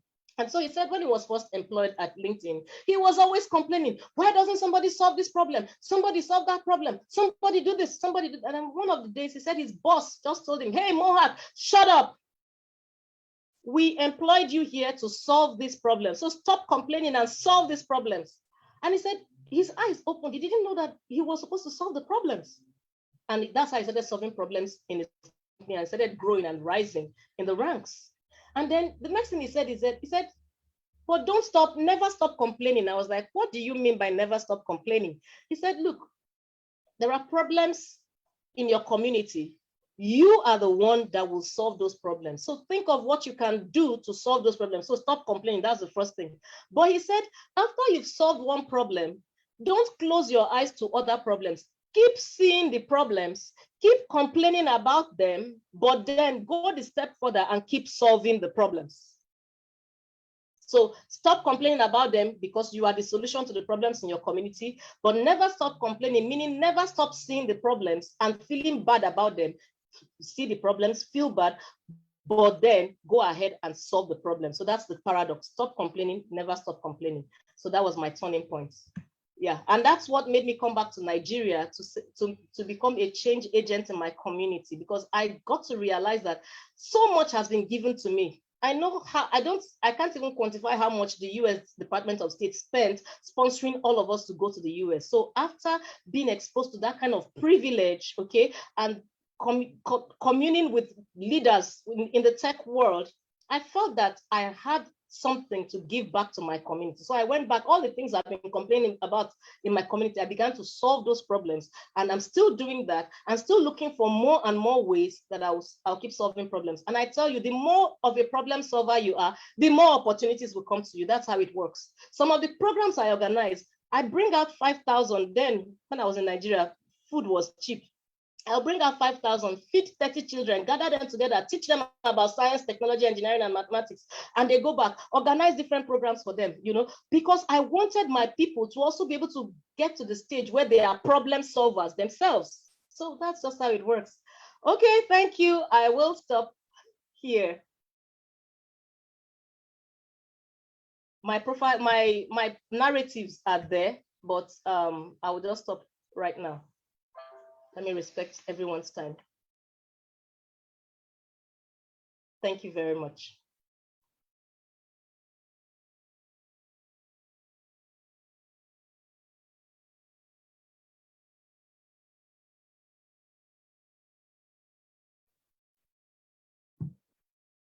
Wow, that was beyond incredible. Well, at this stage, I think we have Chinedu to answer the questions and answers. Yeah, thank you for your. Yep. Wow. I tell you guys, this is awesome. This is awesome. This is just the tip of the iceberg. When you have one-on-one encounter with Messi, your life will change. I mean, there was this talk she presented when I was in my patient, I think back in 2014 to 2015. I was just at the back of the hall, and I was just shaking my head. I said, what is this? It really inspired me. I went back to the classroom. I doubled my efforts. You can see how ginger we are. I doubled my effort. Then I wasn't even in first class. I was still in 2-1. I had to double my effort. I have to do what it takes. And I mean, towards the end, it was positive. It came out positively. It was first class. This is what happens when you encounter Messi. I mean, all of us the enthusiasm is there, but one key thing is go to action. Do the right thing. Just go into that field. Take the enthusiasm and yield fruit, produce something. It's one thing to you are highly enthusiastic now, then tomorrow you're relaxed, you'll be like, oh, I don't know what to do. But keep the fire burning. Thank you so much, Ma. We are really excited to have you. In fact, even as a scholar here, I'm jotting. Look at my book. I'm still jotting some things that you're saying, because I've been applying for some fellowship and some grants, and I've learned a lot from you. Thank you so much. So please, I think if you have question, can you drop the question on the chat box? I'll just read it. If you're addressing the question, because I mentioned, I kind of state my personal experience. If you're referring the question to me, just write Chinedu. If you're referring it to Messi, just write Messi. You're referring the question to Messi, so I can read it to her and she will explain more. Please, if you have any question, just drop it on the chat box quickly. We don't have much time.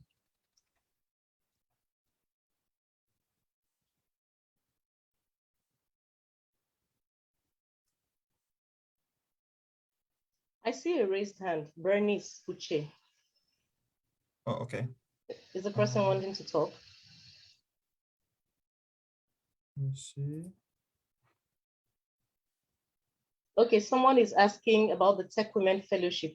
Okay, so the Tech Women Fellowship is for women who are into STEM. That means science, technology, engineering, and mathematics. So women in those fields who have graduated from school and have worked for at least 2 years after graduation. But then in the whole country, they may take only 5 people or 6 people in the whole of Nigeria. And so it's very, very competitive. But of course, it is still human beings like you that are getting these opportunities. So what do you need to do? One of the things they look at is how much of a change agent you've been in your society, right? Especially when it comes to helping young people and women specifically to learn about science, technology, engineering, and mathematics, okay? So and then they also want to know how much of an entrepreneur you are. So they are looking for women in STEM, that's science, technology, engineering, and mathematics, who are also entrepreneurs, who also do community service to help other women and young people learn about science, technology, engineering, and mathematics. So that's what STEM is all about. And it's a program of the US Department of State, and it's fully sponsored to the US, and they take you to Silicon Valley for 5 weeks, where you mingle with the tech gurus of the world, and then you come out and become a change agent. They keep following your progress to see what you're doing, you know, in the community, and then they amplify that. Okay. Yeah, so okay. sorry, let me just quickly take all these questions together. Is age a barrier for master's scholarship? First degree over 15 years ago. In the US, age is not a barrier, I can tell you, especially if you have experience, you have publications, you have community service. Those are things that speak for you. So age is not a barrier. I told you, the people that I'm with in my PhD class, many of them are the age mates of my children, okay? My daughter is already in the university, right? I'm also in the university. And then the people that I'm in class with in my PhD program, some of them are just a few years older than my daughter. So age is not a barrier, okay? And then somebody, how did you deal with application fees when you applied to the 35 schools? Okay, sorry, I didn't apply to okay, it's Chinedu. I think that should be Chinedu, yeah. Then can someone above 40 get a chance to apply for the tech women? Yes, I knew somebody who was 43 or 45 as at that time that applied for the Tech Women Fellowship, and she was accepted. So that's not a barrier. So Chinedu, over to you. Okay. Yeah, thank you. Thank you so much, Mara. This question, how did you deal with application fees when you applied to 35 schools, and how were you also able to deal with getting references for that many schools? So my 35 application, like, one thing is most of the institutions that apply, right, in the UK, they don't require application fee. So like Messi, when she was saying, she said you have to identify your countries you're going and some courses you're going. As of then, I just applied to like 2 schools in the US, but most of my application were in the UK and the Europe. UK, you don't necessarily need to pay for application fee in UK, so the application is quite straightforward. The major thing is getting funding, which you have to apply to like external body or some internal scholarships. So the external body I was applying to was Commonwealth and Chevening. I was applying to MasterCard and PTDF, and those applications you don't need application fee to apply to them. The 2 applications I secured in the 2 applications I applied in US, then I made a case. So some of you you can make a case and apply for tuition waiver. I know some institutions in the US are waiving some application fee. I know recently University of Alabama, they are waiving application fee for developing nations. So you can make a case and just write like a statement. You can write a letter to the graduate committee chair or something, making your case that you need application waiver. But however, it's not guaranteed that you get it. Like I said, then I was aiming, but I remember one of the documents I sent to Netherlands, it was through DHL. In fact, I sent that document to DHL. I don't have money then, but the little I have, I spend it on my application process. I sent the document to DHL. Then the school reached out to me and said one of the documents is missing. And I don't know how. A week later, I had to send another one through DHL, and then it cost me 28,000. So within 1 week, I spent up to 52,000 to send document to Netherlands. So you see, by the time you get the scholarship, trust me, you even forget you spent this money. You forget totally you spend it. So just close eye and do it. So for the references, like Messi said, that this is the best time to smile with your lecturers, right? When your lecturer have a sample, just one sample of your reference letter, all he needs to do is subsequently you just tell him, you just send a link. If you're requesting for any reference to him, you just send a link to the scholarship for him or give him an idea about what the scholarship is about and the school. All he needs to do is he's going to change the name of the school, maybe the dates, and some few things you need to change on your reference. So, of course, your leadership experience is still intact, your academic prowess is still intact, your qualification and other things that he has written is still there. All you need to do is just to change dates, maybe the name of the university and the course you're applying to, and that is it. If you can identify, what I do usually is identify 10 referees. I identify 6 from the academic, my lecturers in school, then I identify 4 in the professional industry. What I do is, if they require, because most of this admission require like 3 references, some max 4, then I'll contact 5 people. I'll be like, please, can you submit a reference for me? So in my next application, I'll do the rotation. I don't have to disturb those people. In my third cycle, I'll do some rotation. I'll be rotating them. So someone that wrote my application for Commonwealth University of Aberdeen may not be the same person that writes my reference for PTDev. So I have 10 on the list. And trust me, one of the good things that you have to do with your reference is don't wait till maybe when you want to apply for scholarship, then you'll be like, hello, sir, I'm applying for this scholarship. During festive season, Christmas, send them messages. Happy Christmas, doc. Happy Christmas, prof. Buy them gifts. I mean, one at a time. They don't need it. They don't need your money. They don't need your gift, but it's a way of appreciating them.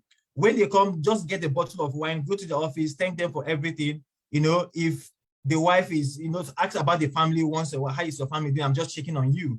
Don't wait till when you're applying for scholarship, you'll be like, hello, prof, hello, doctor, I'm applying for this. You'll be like, it's only when you need him that you're coming to him. So a text will do. You know, in America here, whenever, I mean, we'll be celebrating Thanksgiving towards November 25th. I'll send a message and an email to all my professors. Happy Thanksgiving Day. You know, can I come and spend the Thanksgiving with you? I'm going to bring Nigerian jollof rice, and they'll be excited. Yesterday, a lecturer, a prof in my department took me out. You know, it's because of the mutual interaction we have. So don't wait to that. Don't wait to the period where you need them. You just go. No, just keep that mutual interaction with them and keep the pace going. Okay. Let me see if there's any other questions. Sorry, so yeah, let me add something to what you said. Yeah. For many of us, one of the problems we have is that we don't understand the law of delayed gratification.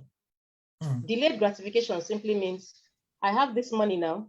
I have interesting things I want to do with this money, but no, I will keep the interesting things I want to do and spend it and invest it on my personal development. That's what Chinedu did. Spending 56,000 naira at that time was not convenient for him. He could have bought a bigger phone. He could have gone for any other thing.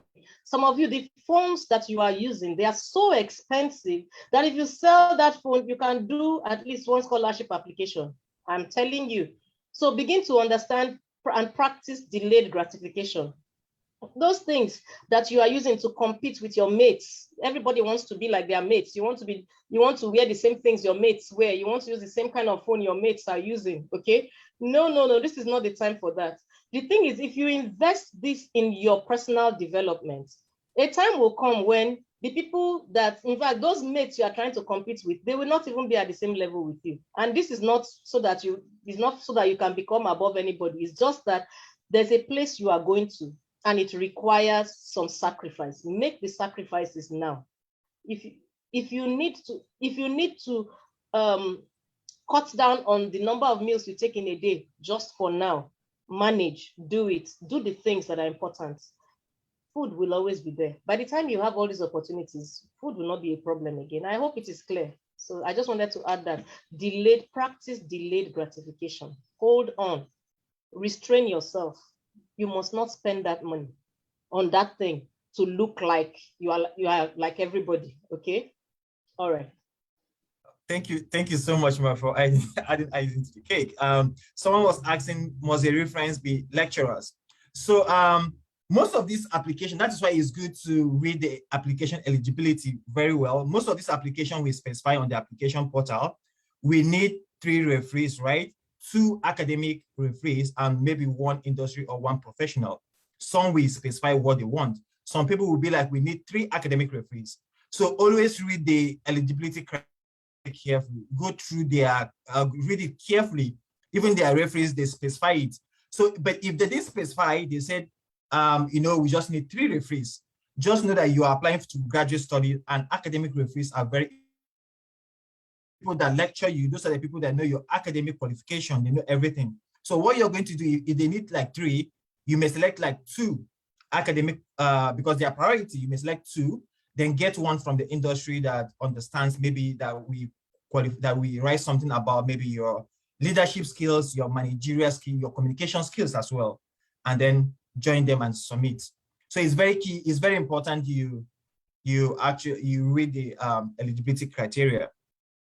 Another thing that I want to say is Messi mentioned about publication. I know it's quite challenging because most of us, like, we don't have publications or something, we don't know how to go about it, and it may actually destroy it because it takes time to publish in a high impact journal.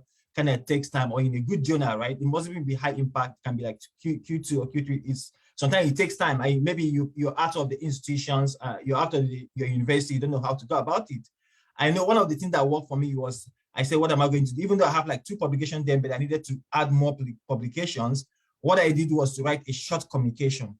Most of these journals have a short communication where you can actually write something. It mustn't be like a primary research. You state the problem that you want to do, then deliberate about it. I may decide to write a review of, let's say, energy transition in Nigeria, right? Just a short communication, 3 pages, 4 pages, and you just send it to some of these journals. It's a short communication, so it's not a primary research. Some of them, you just pay the application fee. Some of them may publish it. Another thing that I did was I had a friend that works in Premium Times then. So what I did was I communicated to him and I said, can I write articles, something that related to biodiversity conservation? Can I just write articles? And he said, yeah, sure. If it's good, we can publish it in Premium Times, in the environmental sector. And I said, yeah. I wrote three articles, just 3 articles for the Premium Times. It was published. And during my application, I wrote on the application that, 3 of my articles were published on Premium Times, one of the leading media outlets in Nigeria. It kind of show that, you're enthusiastic, even though you don't have like, a high impact journal, but it shows your enthusiasm to actually write articles. It shows that you have a written material already, something specified. So you can actually add that, and it counts, okay? In case you don't have publications. The next question is, what of people like me that need scholarship to study for my first degree, not master's or PhD? How do I go about that? Messi, do you want to take this? Okay. Before I take Thank this, you. let me just add that it actually doesn't have to be a high impact journal. Any journal, start with any journal. Okay. Just publish something. Like Chinedu said, write something. Anywhere, get it published. Some of you are very good with social media. Start up a platform for whatever. Make sure you are putting out writing stuff. You are writing things. One of the things, they want to see your writing sample to know if you'll be able to write, because as a PhD student, you have to publish articles. So just make sure. So somebody is asking, she needs a scholarship to study for the first degree, not master's or PhD. Well, I must tell you that getting a scholarship to study for first degree in the US is very, very difficult. And in many of these other countries, it's very difficult. I will actually advise you do your first degree in Nigeria first. I know, ASU strike, this, that, manage, do it in Nigeria. When you have finished your first degree, if you have a very good result, you can even be admitted directly into PhD in the US. They take people from first degree to do PhD in the US, okay? And then I can tell you that PhD level funding is really, really very much available. Masters, there's funding, not as much as PhD, okay? You understand? So I will advise you. And then if you are studying a STEM field and you are a lady, there's a particular body that gives scholarships to girls or ladies studying STEM, that's science, technology, engineering, and mathematics courses. And it's called WOW Foundation. I'll put it in the chat, the WOW Foundation. Just give me a few minutes. Let me type that. WOW Foundation, they have given scholarships to so many ladies across Africa. And the founder of the WOW Foundation is my friend. She's here in Texas also. And once you show that you have some volunteer, some community service and all of that, they usually give scholarships to undergraduates. And then there are others. There's so many others. I can't remember this other one. Is it Mawazi scholarship or something? See, if you check some of those websites I've given you, you will see different scholarship opportunities and you can apply, okay? So, but my advice to you, get your first degree in Nigeria and then you can move after that. Thank you so much. Thank you so much, Ma. While you were saying that, something I remember the first question that said about application fee and the rest of them. So in case you make a case for application fee, in case you didn't get it and you don't have money at all, I know there are some bodies that fund Nigerians to that fund application fee, their TOEFL and their GRE, but it's highly competitive. Like you have to, I know of iScholar, I know of the iScholar initiative. There is one, Michael Taiwo scholarship. So what he does is he opened this application for people, and when they apply, he selects about 100 people. He's going to pay for their TOEFL, he'll pay for their GRE, and then he'll fund you with $200 that will cover your application fee. So in US, most of the application ranges from $70 to like $100 or $120. So you have like 3 application cycles. If it's like $70, you have like 3 application cycles to submit your application. So like Messi said, Google is your friend. Like if you make use of Google, if you go online, just make use of those tools. Some of the questions we ask are there. Our Google just asks, just when you ask, you get a lot of information. I'll drop the name of the, but it just, I think the Michael Taiwo scholarship closed last month. Yeah, but in the next cycle, you can actually look them up and see if you're eligible, then you can apply.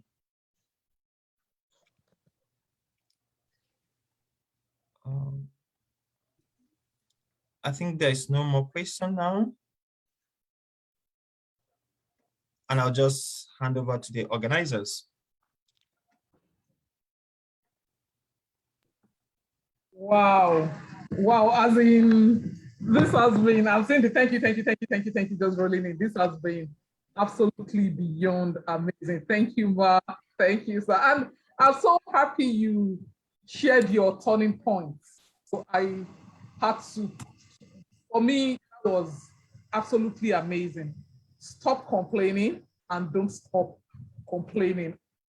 Please, I know there's so much for us to go home with, but please don't let's forget this. This is actually the very essence of we. We believe that we are all change agents. And thank you for making this very easy, very relatable.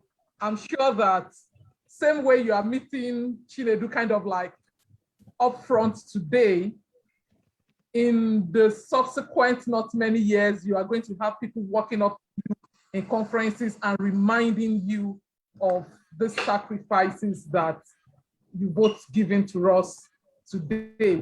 We really appreciate you. And to all our participants, thank you so much. If you're joining Read for the first time, please don't make this the last time, okay? Mercy is still dropping, scholarships rolling. You know, yeah, this is for UK. This is for the UK. Somebody is asking about the UK. Yeah.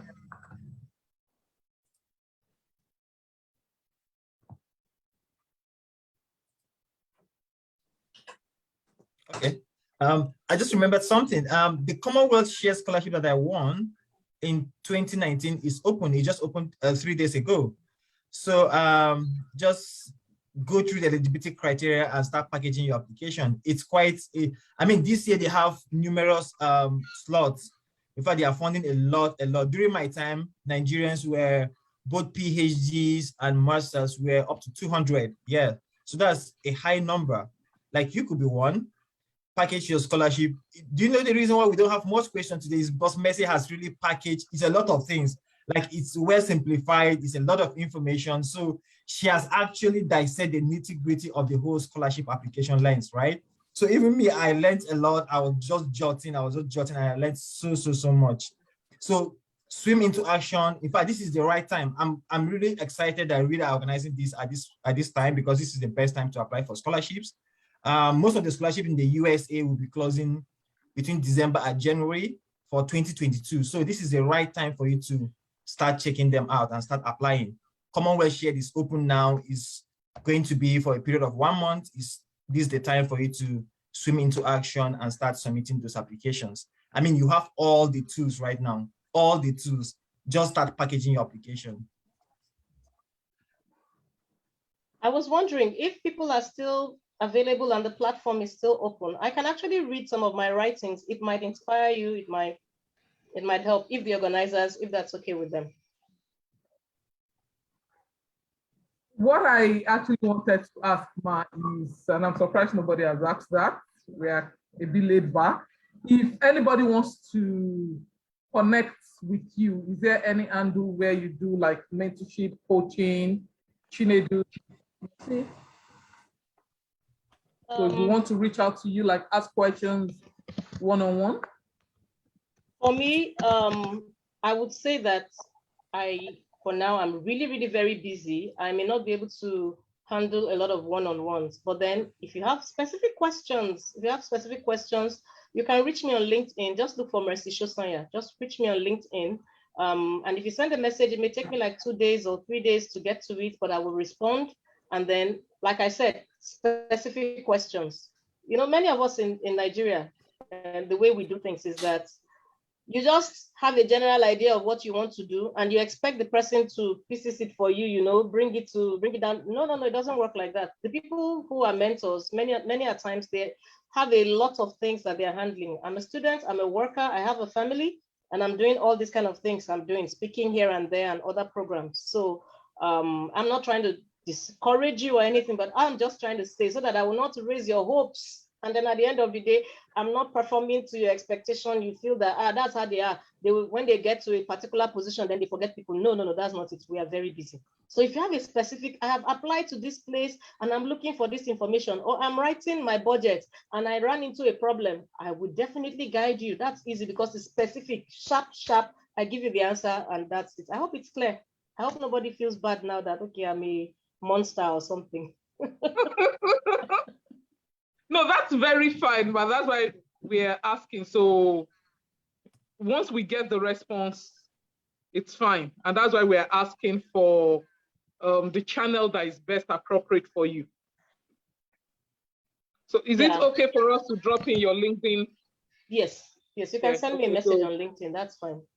Yeah, Ofen, please, can you drop our LinkedIn and do so that anybody... Yeah, please. I don't have it on this computer, so if you can help me, I haven't logged in on this computer I'm using. So if you can help me just get it and drop it in the chat, it will be fine. Okay, Chinedu has dropped his email address. Excellent, thank you so much, Chinedu. So with that, it's easier to, at least people will have gone through. As Chinedu said, you dropped lots of value. So people can now go through if they just need one or two. And I really think it's quite explanatory. They can easily ask questions and move forward. Thank you so very much. Okay, we've really gone beyond our time. We're supposed to have a third speaker just come and talk to us briefly about his experience, but it's caught in transit. So I guess when next we're having something like this, he'll be there. He's actually a professor, so he's done his master's on scholarship, his PhD on scholarship. He's a professor. He has a political office in Nigeria now. And that's why I really liked that. Stop complaining and keep complaining. So you identify the problem, you empower yourself, and you come back and you fix whatever problem. That's absolutely amazing. For us on Read, as we said, we are raising ethical millionaires. We've spoken so much on how we can add value to ourselves. And one of the things I really heard today is the harder you work, the luckier you get. Hard work does not kill, it just increases your chances. Okay, so Mercy's LinkedIn profile is in the chat box now. Let us read this. As we round up in the next 2-3 minutes, I just want to tell us about our November webinar in the next 2 weeks. We'll be talking about money. Kike, please, can you drop the link there so that anybody that wants to register can register? You guys are the first people. I'm sharing my screen now so that you can see it. Okay, so this is it. The future is here. This is going to be amazing. We are going to be talking about how to actually increase our net worth. In 2020, we're having Mayowa from the UK come speak to us.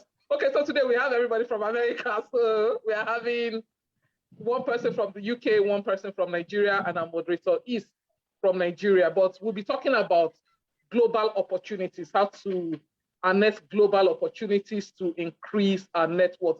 Trust me, you don't want to miss this. We'll be sharing the flyers, we'll send out the emails. It's going to be on our social media handles, and it's going to be worth your time. Once again, I want to say a very, very big thank you to everybody. And I want to assure you, Chinedu, merci. I don't want to talk too much, but I'm just so excited. I personally believe that this is the best time to be born. I'm happy I'm born in this age. You cannot have internet and be unfortunate. You heard what Chinedu was saying, that when he was doing his own, no plenty webinars like this. Information is on the increase. They are where they are, and we can hear them, we can listen, and we just have to make the best of these opportunities that is on our fingertips. We want to say thank you once more, everybody. Meet you at the very top, as we say. And I'm looking forward to actually meeting both of you physically one day. And I'll say, hello, my name is Chinedu from Reed. In 2021, you took a webinar, and because of this, that, and that is the reason why we are connecting here. So we want to say thank you. And from everybody, as we do on Read, please, from the chat, can we unmute ourselves and say thank you? And please, just a minute. Somebody dropped a very important question. If you can just give me some little. Okay, there's a question in the chat room. I missed that. Okay. Yeah, yes, the person said, looking at the changing times we are in, is furthering education not similar to remaining in an old cheese station? Okay. The truth is that if you are really looking at the changing times we're in, you will know that this is the time to really further your education. You know the reason why? All over the world, robots are going to take over the menial jobs. Robots are going to take over those jobs that you are having now, those things you are doing, and you think that, oh, you know, you are making money, you don't have to go to school to do it. Robots are taking them over. Let me tell you, even law cases, robots are beginning to handle legal issues. You won't believe it. Robots are doing grocery deliveries in the US. Robots are doing everything. The only people who are going to survive are those who have high skill jobs, okay? How do you get high skill jobs? By going to school and operating at a level that robots cannot. Robots can do every physical thing, but it is the mind that, in fact, they're even training them artificial intelligence now to take over those things. So I know Nigerians say school na scam, school no be scam. Do you know that here in the US, you can live comfortably without going to the university, right? And you will be earning something like $30-something thousand a year. But when somebody goes to the university and finishes and graduates, many of them start at $100,000 in a year in the US. I hope you're getting what I'm trying to say. So school no be scam. Anybody that is telling you that school na scam, school no be scam. It may be looking like that in Nigeria, that you see somebody that didn't go to school. Once the person gets into politics, the person becomes a millionaire or whatever. A time is coming when that is not going to happen anymore. I'm telling you, when it happens, you will remember what I said. Thank you. Awesome. Amazing. Amazing. Thank you very much. That was it. So the person that asked the question, sorry, I missed it.